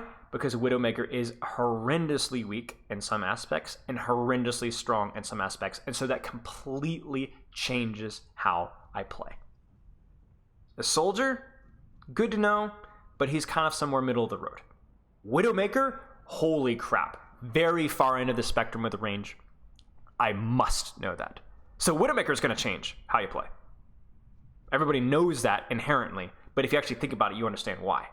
Now, let's go to our hero select screen, and you guys tell me, what are some really, I would say almost caricatured heroes in Overwatch that are very, very mobile or very, very range signatured that are very good to know and adjust accordingly? What are heroes that don't have a lot of dynamics? Is a good way of putting it.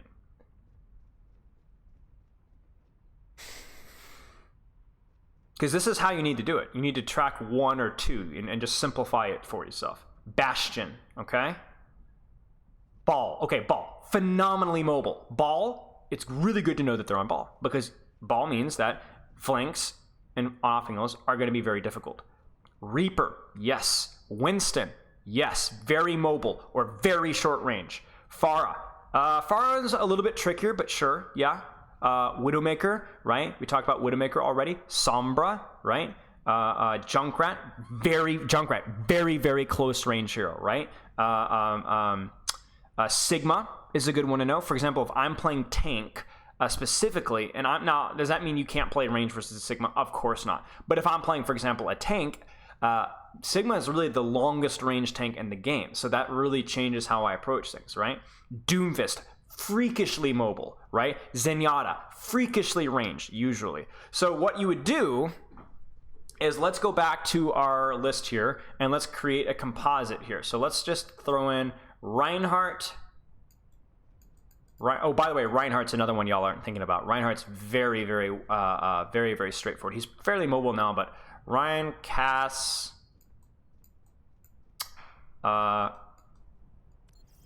Reaper, BAP, Lucio. Chat, you are playing Junker Queen, okay? Into the following composition.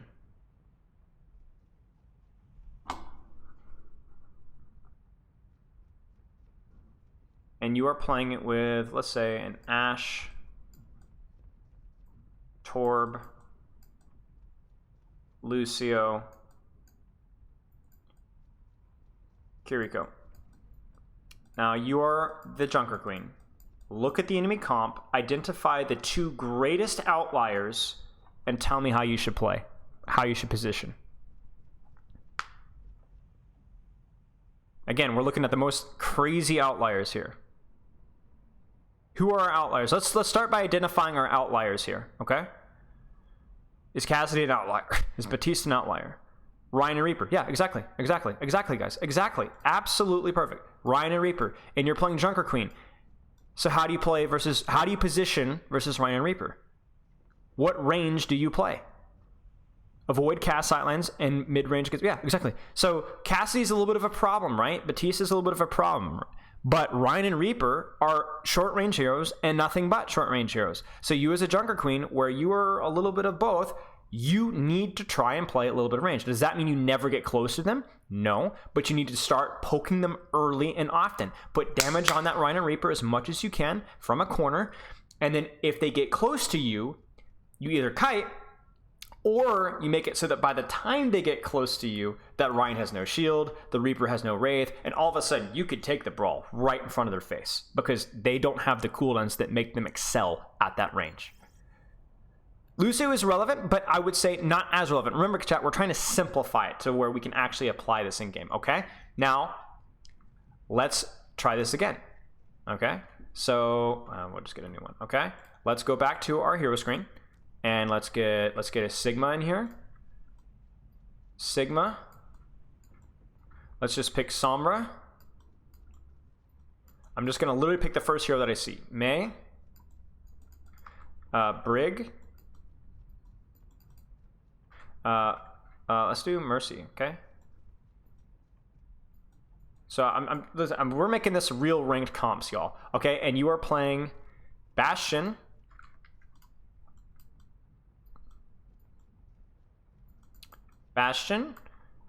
Widow. Let's just do Ramatra. I'll change scene in a second with Moira and Zen. All real ranked comp hours. Yeah. Chat, you are the Bastio, apparently. You are the Bastion. Look at the enemy comp. Who are the outliers? Mobility and range. Who are the outliers?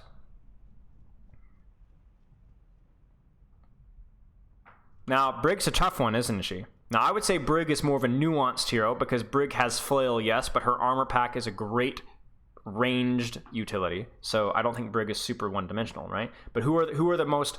Who do you think are the real outliers here? Mei, Sombra, Sigma, Mercy, and Sombra. It's tough, isn't it, guys? This one, listen, I really truly just made this one up on the fly. I was not thinking about this one at all. But here's the thing. Some of you guys are saying Mei because generally more of a close range hero. However, she does have poke. Some of you are saying Mercy. Okay, more of a long range hero. However, whatever, right? Some of you guys are saying Sigma because he's a very ranged tank. Whoops, my cat just jumped on my arm. But one thing that's coming up consistently is while there's indecision about the other one, we for sure know that this sucker is relevant. Because she has a very, very unique and caricatured, I guess, it's just a horrible term, but whatever, extreme playstyle. She's going to be invisible. She's going to be in your backline. Or very much on the flank. So you as a Bastion, even if, let's just do the easy thing here. We're not going to consider Mei. We're not going to consider Sigma. We're just going to focus on one, not even two. Okay? How do you play into Sombra? Now, I understand that we have to consider things like hack and things like that. Let's shelve that for right now. Let's just consider it from just a mobility range, just from a positioning standpoint. Because remember, we're just talking about positioning here. So how do you play as Bastion, positionally wise, into this composition? Never play alone. Right, so you might take angles and flanks, but you need to be really careful that you don't get caught with your pants down versus a Sombra. Because if you get hacked and you're not in turret form, or even if you are in turret form, you're in trouble. So does that mean that you never take off angles and flanks, chat? Because some of you guys are saying play with your team and stay close to your team, and you're 100% correct. However, there's a little bit of nuance to that. Can you take flanks and angles versus a Sombra? And if so, how and when? Remember when we were talking about Soldier versus Tracer, right? And when Soldier could take a flank, but he had to take a flank where he could see the Tracer, right? Or he could get support. Be in support sightline, yes. What if you know where Sombra is? Flank mid-fight when Sombra just used Transcater? Great idea. Great idea. When your Widow ults, for sure, genius. Genius. What if you know where the Sombra is? You see her uncloaked in her own backline? Now the flank's open, isn't it? Now, when I say flank and angle, guys, I don't want to open up another can of worms. I'm not necessarily saying go all the way into the back line, right? What I'm saying is maybe your team is here, the enemy team is here, and you as a Bastion try and take like an extra angle off here, right? No, not where it's totally isolated, right? But even something like this might be kind of risky if you don't know where Sombra is. But if you know where Sombra is, then this is less risky. So you guys see what I'm saying? There's a lot of nuance here, and I hope if nothing else, I've got you guys to think about this more. And remember, I really want to include that part at the end where we're actually considering how you can track this in a real life scenario or in a real game scenario where there's a lot of weird factors going on, but every single one of you, every single time, were able to identify the most relevant threats, whether it was the Ryan the Reaper or the Sombra. There was some disagreement with Sigma and May, but it doesn't really matter, right? Sombra was the big one. And that changes how you position as a DPS, as a support, and as a tank. Now, there are some things that are important regardless. If I'm telling you, as a Bastion versus a Reaper May Rhine comp, you want to play range, but your team is spawn holding and not letting you play range. Playing with your team and around your team is more important than playing the specific micro detail that some random coach told you on Twitch, right? There's some rules that are just more important than this. But this one is relevant enough and important enough to at least consider whenever you're positioning. And remember, chat, consider the outliers. And a good way to practice this is to assume that they're running the outliers from the get-go. If I'm playing Zenyatta on King's Row first defense, I can't press tab immediately. But I'm not shooting at their spawn doors, up top especially, right? You guys know what I'm talking about, right? As Zenyatta, because I assume they're on Widowmaker. I don't know that, but I assume that. And nor do I go off on crazy flanks on first defense, because I assume they're on Tracer, and I assume they're on Sombra, right? I assume they're on Widow, Sombra, Tracer, Doomfist, with a Sigma, and a Lucio, Ryan, Reaper, right? I assume everything. Always assume the worst. And then as soon as I see what they're on, oh shoot, they were on that Widowmaker, but they're on Widowmaker Hanzo with a bat. Then I'm like, hey, you know what I could do? And they'll say they're on a Sigma too, right? I could take angles or flanks on these guys. Not always, but if I want to take a flank or an angle, I'm okay. I got that option too. Because if they're going to play Widow, they're not playing Tracer. Oh shoot, they're on Tracer now? Okay, well I could play a Narnia, and I can just spam these angles on. Right? So you see how that night and day adjusts how you position, depending on those outliers, right? And remember, obviously, a lot of times there's going to be nuance, so that's why you find the most interesting. Now, if you guys were to play into an Orisa, Bap, Brig, Cassidy, May, unless you're on like a Widowmaker, right, or a Reaper, that's just smack dab mid in every possible way, just about. But most of the time, there's going to be an outlier in terms of mobility or short range or long range, and that's going to help you understand how to position a little bit easier. So I hope you guys learned something from that. And if nothing else, just remember that, yes, this is not something that's super, super easy to completely execute perfectly. But it's something I highly recommend putting thought into, because remember, it's never not relevant. It's always relevant. It's just going to be depending on how relevant it is. So I really strongly recommend that you guys start putting some thought into that. And remember, start with the outlier. Start with one at a time. If I'm looking and they're on Widow, I need to know they're on Widow and adjust accordingly. I mean, it just has to happen. It's not even an argument, right? No. So, okay. I think most players do it subconsciously. Oh, absolutely. I think my point is that I don't think players do it enough. I don't think most players do it enough. I see way too many times Zenyatta's getting caught in melee range versus a Reaper Lucio composition when it's like, come on, guys, you got to know that, right? But I think putting it in a more concrete way, I hope will help you guys be able to use it and abuse it more consistently. Okay. If they have a basic understanding of the hero, right. If they have a basic understanding of your hero, you definitely understand the nuances. I mean, like if you're considering like you're playing like a Symmetra, for example, how are people able to one-trick Symmetra into Widowmakers, right? Well, they know that I cannot poke a Widowmaker. I have to find a way to get a TP bomb, to get a flank on him, set him up, like distractor, get up close, personal, right? If I'm playing Symmetra versus a Reaper composition, right? I'm abusing that right-click to high heaven, right? I do not want to get close to that Reaper almost ever, right? Maybe he doesn't have Wraith, right? We talk about cooldowns again, but we have to be really, really smart about it. And I think that's where, like, if you guys want to level level up your play when it comes to your positioning, it's going to be with two things. It's going to be considering the range, and it's going to be considering corners and cover. And the second one, the latter one, everybody talks about cover, but I don't think enough people talk about range. That's what we want to talk about here. Sombra, so best Genji counter. Well, what does Genji want to do? He wants to utilize his mobility. So who abuses and beats Genji on the mobility factor? Not a lot of heroes, right? If your Genji's hard flanking your team permanently, then Tracer would do great, or Sombra would do great. If Genji's not hard flanking your team, then you could consider what's a hero that can completely ignore Genji entirely, and that's where Pharah would be a relatively decent hero. So it depends on whether you want to counter the Genji by beating up on the Genji, or do you want to counter the Genji by completely ignoring what makes the hero strong? I get a lot of questions like that with like what counters Reinhardt. Well, with Reinhardt, you can't really beat him at what he does. He's the best in the game at short range. However, you can completely disregard him, go around him, avoid him entirely. And that's where you have to consider the counter thing. So there's indirect counters by I beat this hero in a 1v1, and there's also direct counters and then there's indirect counters of I can just avoid you entirely and do whatever I want. So okay, let's do this. So make it be a good counter to Genji, slow him down, can't deflect. Exactly, yeah. Okay, so chat, we're gonna end stream. So those of you guys don't know, appreciate you, the SKIESTI for the raid. We do stream Tuesday, Thursday, Saturdays most weeks. We do coaching sessions, we do discussion content, we do stuff like we did today, we do tier lists, we do collaborations, we do rate my highlights sessions, where it usually involves some form of roasting.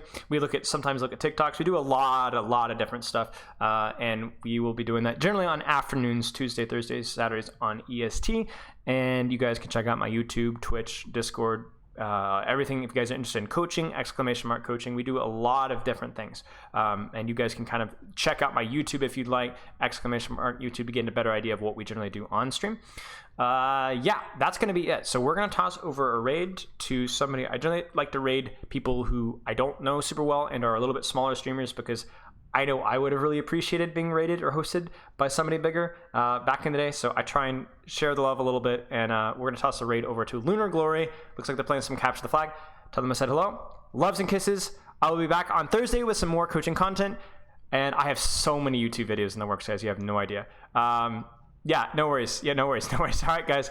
Tell Lunar Glory I said hello. We're going to end stream with a nice loud yell as usual. Hop in the raid. 9 seconds in 8, 7, 6, 5, 4, 3, 2, 1.